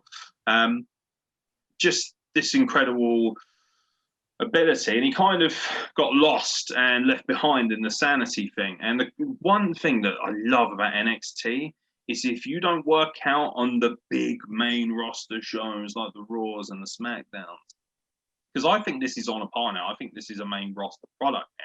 I don't think this is developmental at all at this point. This is the same. And the fact it's on USA proves that in a nutshell. But, this gives you an opportunity to go back and, tap back into the grit and the resources of being a tougher, more strong style wrestler. And we're getting to see Killian Dane exercise something we haven't seen before, which is his comedic ability. And this works. You know what? People spoke about Pete Dunne and Matt Riddle in such glowing terms and how good they were as the funny and the serious side, but this is a different level. Drake Maverick has to, at some point, be appreciated as one of the best personalities wrestling has ever produced. And then again, the British identity. Rockstar Spud in FWA many moons ago. I remember the first time I saw him, we're talking 15 years ago, I think. Saw him at a holiday camp. Absolute bonehead. And you just thought he was so funny, so entertaining, and everything. Because, to be honest, the one thing that Britain is able to do when it comes to wrestling, so much more than people realize, other than being unbelievably serious, like a Birch or a Barrett or someone in that region, they're actually very good at laughing at themselves and getting the dry humor down. The way he skips around to this ridiculous music, and Killian Dane's like, "What is that crap?" Like, I love it. The way he went off. Do you know what? The two guys they wrestled as well. Here's another good example of something NXT does that AEW doesn't. When they put the jobbers in the ring, the jobbers still look legit. They still look credible. I had no idea who these two were. Never heard of them before. Never seen them. But they went out there and they were putting a whipping on Drake Maverick, kicking the shite out of the poor little bastard. Was And it Chase Parker and what was his tag team partner's name? Exactly. That's my point. I know they're called Everrise. Everrise, which is quite a good name. Fair enough. They're just there. But they still did an admirable job. They did their job. Do you know what? Turns out, even if you're a jobber, there's a reason you're called a jobber, because you have to do a job. And these guys go out and do a job. They don't look like no-marks, and if they do that well. There is a place for so many different people in wrestling, and NXT seems to find a place for everybody. And this is comedy gold. The way Killian Dane was so happy that Drake Maverick had cost them the match by DQ by just going absolutely berserkers with a steel chair. It was just great entertainment fare. It was brilliant. Not at any point did I feel that NXT was too over the top. That's the one thing. AEW gets carried away with itself and it gets a bit too giddy and a bit too silly. And I never feel like NXT goes too far. It always knows just where to stop, just to hit at that peak. Because wrestling is all about timing. Wrestling is all about reacting at the right moments. You hear wrestlers speak about this all the time on podcasts about how, Jericho says this all the time on Talk is Jericho. When it comes to working with younger guys, people who are inexperienced or whatever it may be, or when you're in a position of authority, you need to teach the people that you're working with when to react to the audience, when to react to the moment, when to strike at the right time so you get that right organic reaction. The masters of that are people like Chris Jericho, Shawn Michaels, Bret Hart, The Undertaker, Stone Cold. They didn't have to go out there and have a 14-minute technical classic. Daniel Bryan is another great example of that.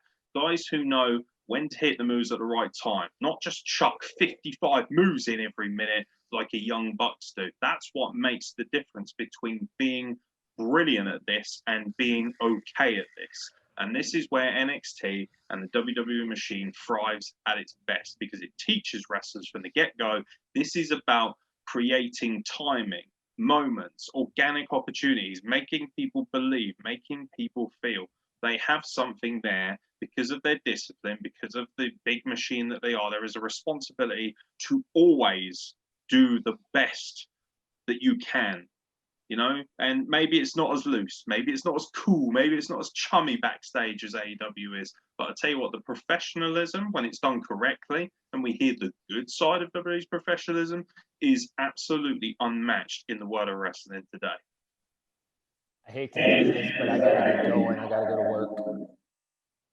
Bye, Jeremy. Later, guys. Thank you for joining us. Yeah. Take it easy. And now we're down to 2.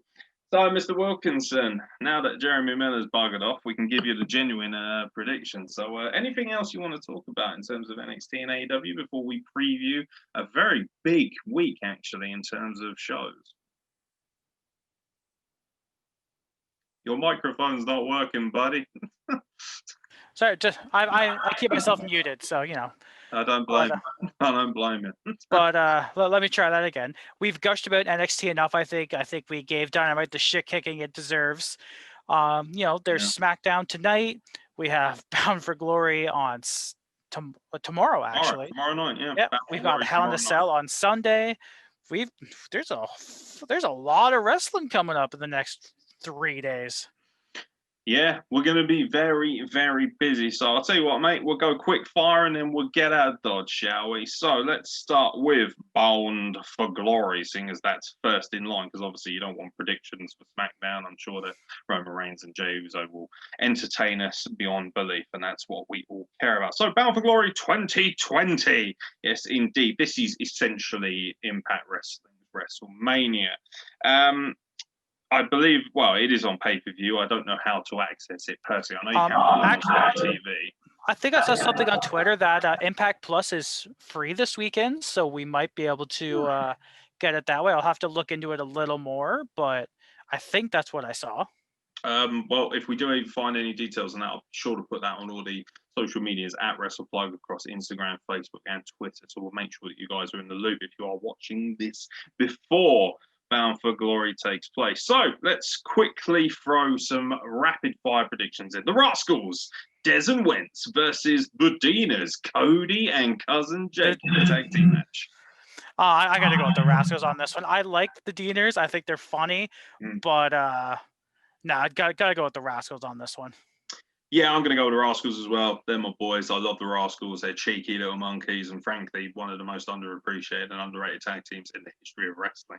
Eric Young. I know this is going to be the main event, but I'm just going to read them in order so I can get through them nice and quick for you guys. Eric Young will defend the Impact World Championship against Rich Swann, which will most likely be the main event, I'm assuming. I mean, you got it. I don't think Rich Swann is going to be a world champion. I mean, he's an incredible athlete, but I don't see him being a world champ, so I'm going to go with Eric Young's probably going to retain. It might be some evil shenanigans, but he's going to keep it. The Call Your Shot Gauntlet match looks very typical TNA of old clusterfuck mentality. So the Call Your Shot Gauntlet match where the winner could choose any championship match of their choice. If Heath or Rhino wins, then Heath also wins a full-time contract with Impact Wrestling. If neither wins, then Rhino is fired. Interesting. Hernandez will enter last, while Rhino will enter first. AC Romero, Alicia Edwards, Brian Myers, Havoc, Heath, Hernandez, Larry D, Rhino, Taya Valkyrie, Tenille Dashwood, Tommy Dreamer, and to be determined are the listed wrestlers here. Any idea who will win the opportunity? The fact that they've said any championship match suggests to me that it may not be used to challenge the heavyweight champion. It may actually be used to challenge possibly for a different championship. Yeah, I mean, so if Heath wins, he also gets a contract, right? That's what you said? Yeah, if Heath or Rhino win this match, then Heath gets a contract. But if either of them doesn't win, Rhino gets fired. Okay, well, they've thrown quite a few stipulations into one match, which I'm never a huge fan of. Keep it simple. Yeah, I mean, I think I'm going to go with Heath here. I think he's going to win himself a contract, and him and Rhino are going to challenge for the Impact Tag Team Championships. I think seeing them against Motor City Machine Guns could be fun, assuming they're still the champs. So, yeah, we'll go with Heath on this one. Yeah, I'd like to see. I'm interested to see with the intergender prospects, of course, Tenille Dashwood, which I'm excited by. Not only scintillating to look at, but a really credible wrestler as well for anyone who saw her work in WWE, particularly working with Asuka. But yeah, do you know what? I'm gonna say Heath. I don't see any. What's the point? Like, there's got to be a payoff to that, so it's got to be one or the other. Anyway, Eddie Edwards challenges Ken Shamrock with Sammy Callahan in his corner. Yeah, this one's weird. I'm not sure because Callahan and Shamrock were at each other's throats for a while, and now they're not. With Edwards as well, hasn't he? Because I believe that was the baseball bat incident, wasn't it? Yeah. So, I mean, I want to say Eddie Edwards because Ken Shamrock's 100 and doesn't need anything from this. But I mean, you never know. I'm still gonna say Eddie Edwards. But, I mean, honestly, this could go anywhere because they've got a hard-on for Ken Shamrock and Impact. They always have. Yeah. He was our first world champion, if I remember correctly. Yeah, I believe he was. And I believe he was dethroned by Ron the Truth Killings. Yeah, think about that. The guy who won a title in a bin not 3 weeks ago. Wrestling's strange. EC3 versus Moose. I assume this is for the defunct, not necessarily legitimate TNA World Championship.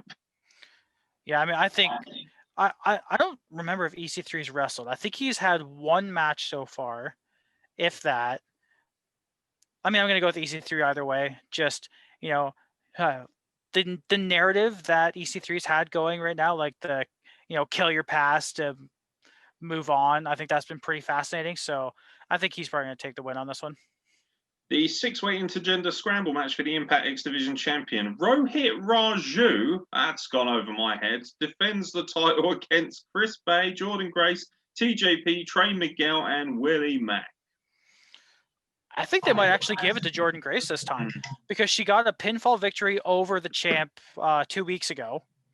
And then the decision was overturned for, heel shenanigan reasons, whatever the hell those might have been. So I think because, Jordan's done almost everything she can in the women's division. I think she was an incredible champion. I think she carried that title with a level of poise and grace that, no pun intended, a lot of people hadn't seen before. So I think, put her in the X division. I mean, why the hell not? I think she could have incredible matches with a lot of the smaller guys because she's such a powerhouse. She can just murder those poor boys. Yeah, I've got Jordan Grace as well. I think that makes sense. I think it'll be very exciting, and I think she can fill that exciting void in a better way than Tessa Blanchard was able to do. They wanted to make such a big deal out of the fact that Tessa Blanchard was a woman standing alone in a world that is predominantly dominated by the men. And I think that Jordan Grace fits that position quite nicely in her own right. And I've seen her work a lot of intergender matches. She's a legitimate freak. In terms of strength, she's beautiful, she's powerful, she's everything you could want from a champion, and I think she'd make a really credible champion in a division that is very famous and has a great history with giving us unique and different champions over the years. Blimey, this is going to be saucy, isn't it?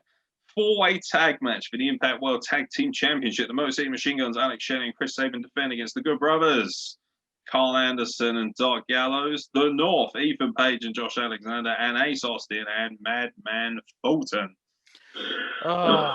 This is gonna hurt going against my boys, but I think the Good Brothers should take the win on this one. They had a huge amount of momentum coming in, like they were counting down until their no compete clause was over, so they could go, we're fucking showing up in Impact. So I think they need to capitalize on the momentum they've got. Absolutely give it to the Good Brothers. I mean, I am wearing my North t-shirt. We always represent the boys, but boss, I want one of those. Josh Alexander, if you ever watch this, hit me up, brother. I will give you tons of money for that. And his Canadian strong style hat, no big deal. Just represent the boys. Saucy as well, that is. But I'm going to go with the Good Brothers on this because how could you not? Yeah, I've got the Good Brothers as well. And finally, rounding out what could be a very special match in its own right, Deonna Perazo defends the Impact Knockouts Championship against Kylie Ray, everyone's cute little favorite. This one's a heartbreaker for me to not choose Kylie Ray, but I'm going to go with Deonna on this one because I read that because she didn't have a full signed contract with Impact. It was kind of going day to day, but she has now signed a new deal. So she's going to be there for the foreseeable future. So unfortunately for Kylie, I think Deonna's going to take the win on this one. Do you think that might have been part of the clause as well? Sort of like give me an opportunity to run with the belt a little bit longer, and that might have sweetened the deal in giving her a contract.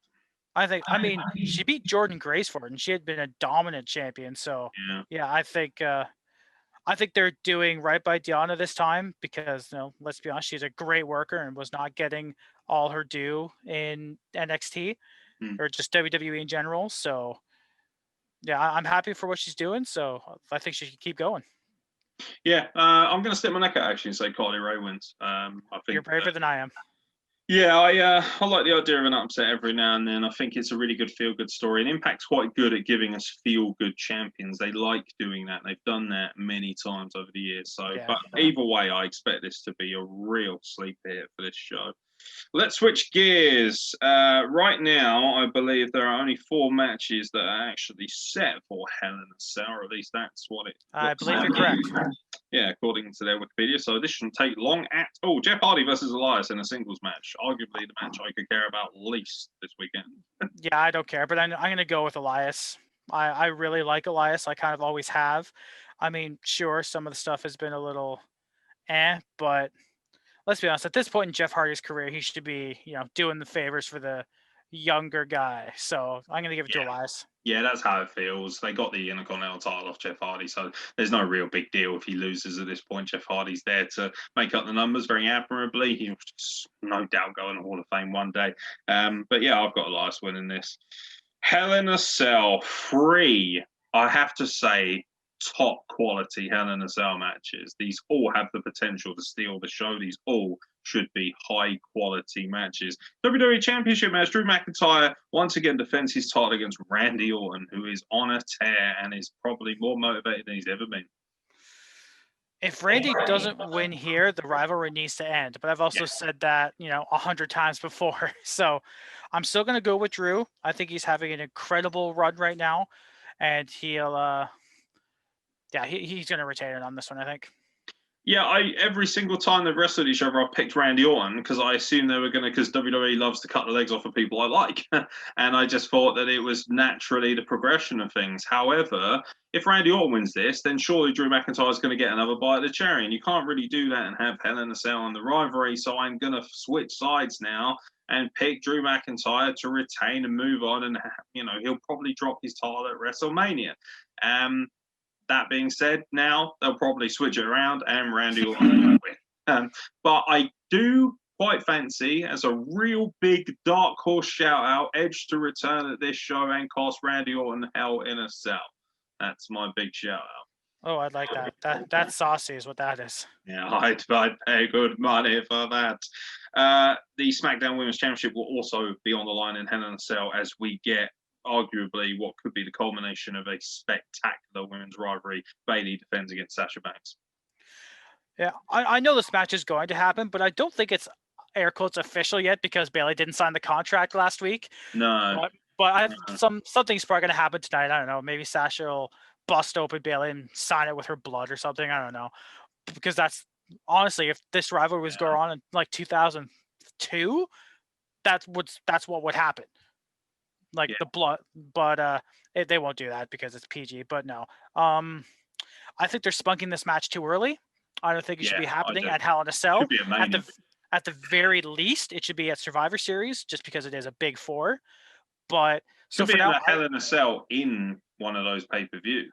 Absolutely. So because of that, I'm going to say Bayley's going to retain from some bullshit shenanigans, from heel shenanigans, and I think this is going to go on. Maybe. I mean, I think it could go on until WrestleMania. Well, not necessarily, have a few matches now, then they move on. Sasha potentially maybe wins the Rumble and then finally ends Bayley's reign there. But, I mean, it's hard to tell, but I'm still going to go with Bayley on this one, as much as I love me some Sasha Banks. Yeah, I think Bayley as well. I think if it was going to be a major title shift, they would have done it at a bigger pay-per-view. So I don't think that'll be the key selling point here. Roman Reigns defends his Universal Championship against his cousin Jey Uso inside Hell in a Cell in an I Quit match. I mean, it's got to be Roman, doesn't it? I mean, that's the dream is Jey. The dream is Jey. But I think mission is accomplished. We all love and appreciate Jey far more, and will take him far more seriously as a singles wrestler going forward than we ever thought we would have been a few months ago. I think this program has done wonders for both men. Like you say, it's made us fall in love with Jey Uso, but it's made us realize that Roman is he's always been a hell of a competitor. He's not, he's no AJ Styles, he's no Seth Rollins for in-ring work, per se, but they also have different styles. But this character he's got going for himself now, it's so much. I mean, it's a character. It's the first character he's had since he debuted in 2012. Let's be honest, when he was with the Shield, his personality was me, big, strong guy, no talk. Good for you, bro. And his character's been pretty much the same since then, other than talking a little more. But this one, just jerking himself raw. But he's got Paul Heyman now, who can get anybody over except Cesaro. Apparently, that man's just a magnet. Oh wow! I've just been reminded of that. Ryback as well. Do you remember when Ryback and Curtis Axel? Do you remember when Paul Heyman proposed to Ryback? Well, yeah. Will you be a Paul Heyman guy? I do.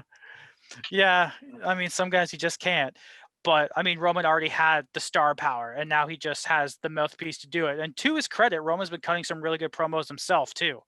Like when he announced the kind of match it was going to be inside Hell in a Cell, sitting at the desk, he's in ring talking as well. He's so good right now. Yeah. Oh, just acknowledge me. He's just beating the shit out of Jey and their first match. The referee. Incredible. know your lane, stay out of my way. This is none of your damn business. We're family, you know, screaming that he loves him, saying, I wanted to put food on our table. What are you doing? You know, it's been great. It has. And do you know what? I hate Roman Reigns as much as I love him because he's doing a great job of making me hate him right now. Because I think, fuck you, I want Jey Uso. I'm so desperate for Jey to overcome him. I've totally marked out for this. I'm desperate for Jey Uso to overcome him. I know he probably won't, but I'm still going to be emotionally invested in this match. I will still be bent because I know there's going to be points where Jay's going to have to really take a shit kick and a nasty one too. And at that point, I know I'm going to be emotionally invested and want him to overcome. And ultimately, he's going to have to say, I quit. And it's going to put both guys well over the top, and it's going to make SmackDown must-watch viewing. I mean, maybe they try and pull the wool over our eyes and maybe do a bit of twin magic. Jimmy's under the ring or some shit. I could see WWE doing that just because it's WWE and they do stupid shit like that. Yeah. But I think if they did, it would ruin the magic that this story has already started to tell. It would just it would devalue it a lot, I think. Like, I understand, Jimmy would do anything for his brother, but I don't know. I still hope eventually we might get a heel faction with the three of them, get the bloodline back. I think that would be really, really cool. But just looking at the snapshot of Hell in a Cell, obviously Roman's going to take it. Yeah, and that's right now all we have in place for Hell in a Cell. But they've been shorter pay-per-views. I wouldn't be unhappy whatsoever if they put Hardy and Elias on the pre-show and then just had 3 whopper matches, and that was it. I'd be more than happy with that. Good use of Hell in a Cell, at least, even though I'm not a huge fan of the gimmicks. Right, let's wrap it up with NXT Halloween Havoc. We will no doubt release a podcast review on all of these. It may be on Zoom, it may not be. Depends. If you guys enjoy this, got to let us know. Make sure you like, subscribe, leave a comment, all that jazz. Make sure you get your notifications updated so that you get all of our videos going forward in case you do enjoy seeing our lovely faces a little bit more. Even if Jeremy Miller decides to run away for work purposes. You work here first, you hillbilly fuck. It's a lack of professionalism. That's all I'm going to say. That's all that needs to be said. Halloween Havoc, by the way, no pumpkin, no party. I'm watching. I better get my inflatable pumpkin or there is going to be hell to pay. No pumpkin. Maybe you guys have to suffer without a review. We'll see how you feel. We'll see how he feels. Because if it's not Halloween Havoc without the pumpkin, sorry, fam, it's not. It's not. Otherwise, it's a lie. Is what it is. It's a dirty, cheap lie. Is what I don't care. Make it a solid. Somehow make it solid enough that Io Shirai could do a moonsault off it. I don't care, though. That would be really fucking cool to see. Just give me a giant bounce pumpkin off of it like a giant beanie bag. I think that'd be amazing. Maybe Dexter throw Loomis into it. throws Cameron Grimes off the top of the fucking building, and he just fucking lands in the pumpkin again. And it just deflates, it just gets trapped in it. And it's just, to the moon, baby. No, it's a fucking pumpkin. He thinks he can fly, and he just falls onto the pumpkin. That's gold. Give me that. Rhea Ripley challenges Raquel Gonzalez. Give me what I want. I think Raquel Gonzalez is going to take this one. Honestly, that's hard to say because Rhea's just so fantastic, but I don't know. Ever since she lost to Charlotte, she just hasn't been on the same level she was on before, which is a shame. But I think Gonzalez could take this. She's the new big heel powerhouse. So, if assuming Io retains, she'll need a heavy to fight against. So why not get Gonzalez to do it? Yeah, I mean, it's kind of like a takeover, but it's not. And I think it's unfortunate because I've seen some outlets like What Culture and that saying that this is going to be a bit of a letdown and that, we're just getting some repeats. But what people are forgetting is just because it's Halloween Havoc, it's still in the NXT time slot. You're essentially getting a TV pay-per-view. It's not a takeover. Calm down, people. Doesn't have to be a world-beating main event. And ultimately, I think this card's pretty fucking shit hot anyway. Dexter Loomis versus Cameron Grimes in what is being billed as a haunted House of Terror match. This is apparently already being filmed. This will be a cinematic match, in which case my body is ready. Oh, by the way, I didn't pick a winner. I'm going to say Rhea Ripley because I don't think Raquel Gonzalez as a kind of hit woman will be affected too much. And I worry about Rhea Ripley taking too many losses. Dexter Loomis versus Cameron Grimes in a cinematic horror match. Gotta be Oh, Dexter Loomis. It has to be. This is his wheelhouse. His gimmick is that he's a serial killer. It's like there was the shot of camera guys being interviewed Yeah, or on and he's NXT, just staring and Dexter Loomis is just leering behind the door. Just Good shit. It works. It really works. it was doesn't it? creepy. I didn't like it. It does work. You know, Dexter Loomis, when he got signed to NXT, like he looks part, great body, incredible artist as well. Somebody who does a lot of painting. I really admire that. But I must admit, I raised an eyebrow and I thought, really? Like, he's not going to do much. But I'll tell you what, he's adapted beautifully to what he's doing. You know, he looks like a really good asset for this show. And I think him and Cameron Grimes will get the best out of each other. I think Loomis absolutely. I expect this to be comical and violent and everything in between. And we're going to see Cameron Grimes genuinely, I think, shoot for the moon here. I think he is going to go Straight to the moon. To the moon. I'm ready for it. I'm ready for it. This is going to, I think, make these guys truly. It's going to put them over the top. I really do. I'm ready for it. Spin the wheel. Make the deal. Damian Priest, who seemed to be getting even more ink, although didn't really look that legit, if I'm being honest, as somebody who has many tattoos himself. He puts his NXT North American Championship on the line against your boy, Johnny Gargano, who apparently hates the wheel. He does. What are we getting, buried alive? Ooh, I don't know. I mean, Johnny can't spin a wheel, so it could be anything. Just watching him get frustrated with a little cardboard wheel. I know, it was incredible. I think he's really underrated, actually, as a comedy heel. I think he's actually he is. funny. Like, we've never ever had to dispute his in-ring work because it's I love the Gargano family meetings. I think they're great. I think anyone who's been in a relationship at any point in their life or has had to sit down and talk with their partner and have dinner with them would appreciate this. It's actually quite relatable and quite funny. I appreciate it. That being said, I still want him to win, but I think Damian Priest, his work, especially since he won the title, has been so good. Yeah, his promo this week was fire as well. I loved it. Johnny doesn't need the title anymore. Like, he's done everything you can do in NXT. At this point, he's just being a little shit-eating heel who's hilarious. So I'm going to go with Priest on this one. I'm taking my brain over my heart, but sometimes it's for the best. Yeah, what looks like it will most likely be the main event, at least I hope so, is Io Shirai defending once again against Candice LeRae. Again, spin the wheel, make the deal. Shotzi Blackheart will no doubt be looking redonkulously fine as a gothic vampire, whatever, don't care.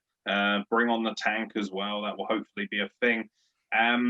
Yeah, women's championship match. I personally can't see past Io Shirai. I think if they were going to do a big title change, they would most likely do it on a takeover. That being said, they're not above it. They've been changing titles pretty wildly, actually, on TV shows as well. I think the tag team title shift was a magnificent moment this year on this week's NXT, and I could, do you know what? If they're going to pull the trigger, I think that they might do it this week coming with Halloween Havoc. I could see Io Shirai dropping it to Candice LeRae, but I'm still going to pick Io Shirai just because I feel like they've got something even bigger brewing, maybe possibly Ember Moon.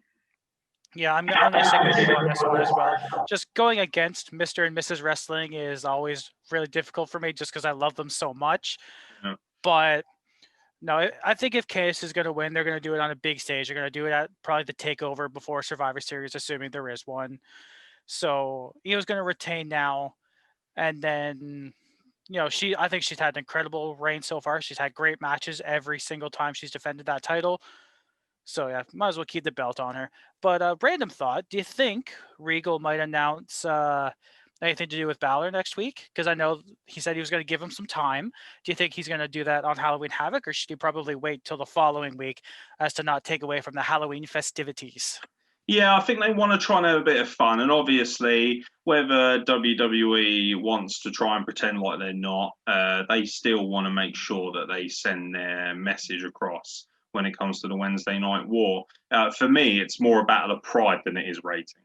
It's about making sure that their product is, in their eyes and their belief, better than what AEW can put out. And I don't think the numbers, especially when you consider the strength that WWE has in terms of streaming, social media, the network itself, I don't think they really care if primetime TV, they lose about 100,000 viewers.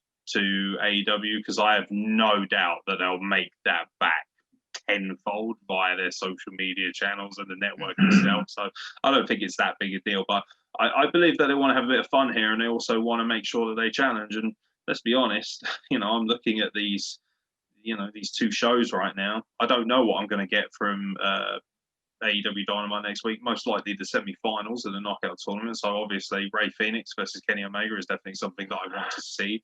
Obviously Hangman Page versus Wardlow is someone I want to see, but they don't match up to what I think Halloween Havoc is offering. I mean, I'd like to see that too, but I'd like to see that match too between Phoenix and Omega, but apparently I saw it on Twitter. I'll try and find it and send it to you. But apparently the injury is worse than it sounds, because it's now going to be Pentagon against. Yeah, I mean, that'll still be fantastic. I mean, they faced each other, didn't they, at the original pay-per-view? Was it All In? Yes. I believe they were one of the matches on that show, and it was fantastic, by the way. And it was the first time they'd ever met in a singles match. I have no doubt that'll be excellent, but it is a little bit disappointing that Ray Phoenix has picked up another injury. He tends to pick up, I mean, this is just kind of the problem when you wrestle the way he does. You're going to crash and burn every now and then. Hopefully it won't be long term, but a little bit disappointing and takes a little bit of the shine off what would have been fantastic. And also, Penta ultimately still lost. So, it makes it just that slightly less legitimate, because it's obviously not the guy who won the match who should deserve to be there. It's definitely sad. I mean, I was supposed to see Ray Phoenix at a Destiny show. I think it was probably about a year and a half ago, but he had injured himself at Impact. Like, I hate to say it, but the guy might be injury prone. I understand his style. Like, he does all that crazy shit. I get it. But unfortunately, if you're injury prone like that, again, air quotes, I mean, it can definitely put a hamper on your career in any company, because they'll be afraid to give you the ball because you might tear a quad or something trying to run with it, Yeah, no question. That wraps up the predictions, ladies and gentlemen. One more thing before we go. Our good buddy Smiley, who I mentioned earlier, Sumairi Shinigami, as she likes to go by on the Twitter, sending her reactions, because of course she was there live for NXT, and I did indeed see you while I was watching and had a little bit of an inner pop for you. So I'm glad that you're able to get out and enjoy it in such a difficult time for us. So her quick fire opinions on NXT, the excitement that was in my pod and the pod next to me whenever Velveteen would get beat up. I mean, I feel that. I feel that right here. I would have popped. I would have been like, "Take it, you piece of shit!" I would be screaming at him, because I know what I'm like. Izzy was in the pod next to me, the Bailey super fan. And Velveteen saw her and her family booing him, and he started thrusting his hips at her. She is an underage girl. Oh. Wow. That's awkward. Yeah, I mean, Christ almighty. The other Predator got beat twice. It was a great night for Predators to get beat up. Apparently, Austin Theory has had some allegations leveled at him as well. I'm not entirely too sure about those as much. They must have kind of gone by the wayside. I think that's kind of why they separated him from Zelina and Andrade. Yeah, that doesn't surprise me, because that was kind of just, and then he was with Seth Rollins, and then they cut that away quick, didn't they? Yeah. Now, maybe they've decided that it's not worth pursuing him, and that's why they ran him out of town tonight, or the other night. So, yeah, to be honest, as much as I think Austin Theory has some talent, and I was even part of the ring crew and got to work around him at a Progress show that he worked, I don't think it's a big loss for NXT or WWE if he does go. I refuse to pick someone in that 6-man tag match. Everyone was fucking amazing. Even though I almost lost it when Santos walked by my pod all slow, like looking at me, I almost fainted in my pod. He's handsome, isn't he? Like, he's a handsome fella. Yeah, he's got it all going on. Drake and Killian are friendship goals. That's me and you, Smiley. We should be an intergender tag team. You can be Drake Maverick and I'll be Killian Dane. Because, one of us has got to be super hairy. Casey got a squash match and Zaya got another letter. If this turns out to be something borderline racist, I'm going to lose it. Not What? really seeing it, but I don't know. No, I don't see it. No, I think it's more. I mean, I don't think it was a squash match either. To be fair, I thought it was reasonably competitive. I like the way that Casey kind of came back and kind of caught her because she was just a little bit too over the top and wasn't paying attention. She got caught out for a lack of professionalism. I think the story so far is quite interesting. I'm curious to see what they're doing with Xia Li, and also. Yeah, that girl looking fine. I see her on Instagram posting all those not hair swimsuit pictures. She's looking good. She's worked hard on her physique and her credibility as a character, Xia Li, and it's nice to see she's getting an opportunity to be used, to be honest. Yeah, Yeah. Timothy Thatcher, that was something we didn't mention. Oh, yeah. Thatcher's Thatch can. Do you know what? Funny at first, could get boring real quickly. They're trying to make him more of a character. Don't do that. Make him a menacing, destructive. Do you know what? They should have brought him in as a heavy for somebody else and then allowed him to build from there. I think he would have had more potential in that regard. Timothy Thatcher teaching rookies the ropes. Bravo, Tim. He is so... I'll tell you what, even in these kind of faux training things, you just see how good a wrestler he is, how smooth he is, how crisp he is. He reminds me a lot of... Reminds me of William Regal, like a young, or maybe not a young William Regal, but younger than he is now, William Regal. Yeah, I was gonna say. God, he looks like he's 108. Yeah, and he's still debonair. I'm not really that bothered. Fucking Pat McAfee, I don't even care because Oni and Danny are fucking champions. I really hope they got me screaming up and down like a fucking fangirl on TV. Damn it. LOL. That ends her interactions. Yeah, I actually did see you losing your shit, and the majority of people in the audience were losing their shit as well. Even though it was a heel turn, people popped because they know how cool it is to see these two guys overcome and get their first taste of championship gold in a major wrestling platform. I still remember their match with the Undisputed Era when I think it was Oney Lorcan. Yeah, I think when Oney Lorcan took that dirty apron bump, he got pushed off the top turnbuckle, flat back right on the apron. And because I remember at first the crowd was booing them just because the Undisputed Era was the cool thing, right? So everyone cheered. But the time the match ended, the crowd was cheering for the boys just because of the work they put in. Like, they're incredible workers. Like I said, man, fucking throw them up. We'll do it all the time. I don't even care. They are now the NXT Tag Team Champions, and I couldn't ask for anything better. Yeah, thrilling. Thank you so much, Marty, for sending your interactions. Lovely. And if you're going to be at NXT regularly, send them to us. Let us know. It's great to have you back in contact with the podcast more often. We love and miss you dearly. You're looking fantastic. You look healthy. Look after yourself and have a good time at NXT, because not everybody gets the opportunity to see wrestling, particularly not in this pandemic. We certainly don't, which is why we're sat on Zoom discussing it. Before we go, ladies and gentlemen, you will probably have heard by now, we are looking to wrap things up entirely at episode 500 if things don't improve financially. I am happy to say that a few people have bought t-shirts in support of the podcast, in support of giving back to it. I'm very grateful for that. Big shout out and a very, very big thank you in particular to Sam Oates and Cameron Anderson, who have started their necks out to support the podcast in difficult times. Episode 500, of course, rapidly approaching. I believe this is 473, which I should know, but I don't. Never mind. It's either 472 or 473. I'm pretty sure it's 473. Either way, we're rapidly approaching 500. And of course, we'll be racking up podcasts this week. If you like the fact that we're doing the Zoom as well, don't hesitate to let us know so that we can do it more often. Obviously, if you're still listening on an audio format, make sure you check in with YouTube if you can and see our beautiful faces talk about it in person. It might be a nice show to accompany you in the background, a bit of ambiance as you're trying to rest. But one thing I will say is that we do have 2 t-shirt tees. I'll point somewhere. We'll try and get them on the screen because I can edit and stuff like that. WrestlePlug.bigcartel.com if you are European-based, and ProWrestlingTees.com/WrestlePlug if you're North American-based. You can buy yourself a t-shirt, support this podcast. I'm not going to beg you for money, but at the same time, all that money is kicked back in to help maintain this podcast. So if you want to see an episode, if you want to hear an episode past episode 500 of the Wrestle Plug, simply put, the ball is in your court, ladies and gentlemen. Support it or lose it at this point, I'm afraid. Well, and definitely for Pro Wrestling Tees, apparently, I guess it's until midnight tonight, so you might miss it, but they had a promo code 2mil.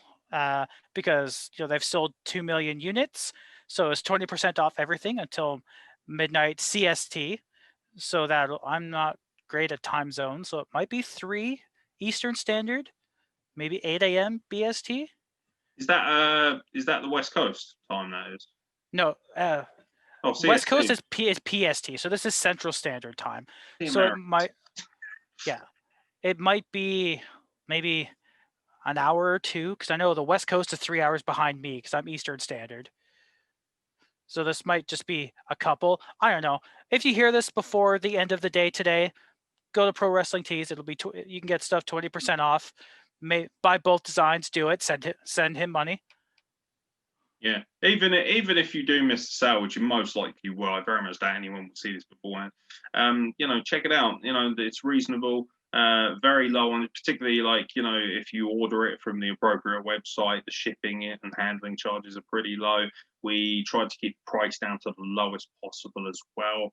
When you factor in printing costs and things like that, we don't get a great deal of kickback anyway, but we want to make sure that at least if you're going to donate some money to the podcast, that you get something in return, because I don't believe in just taking money or having GoFundMes, just simply put.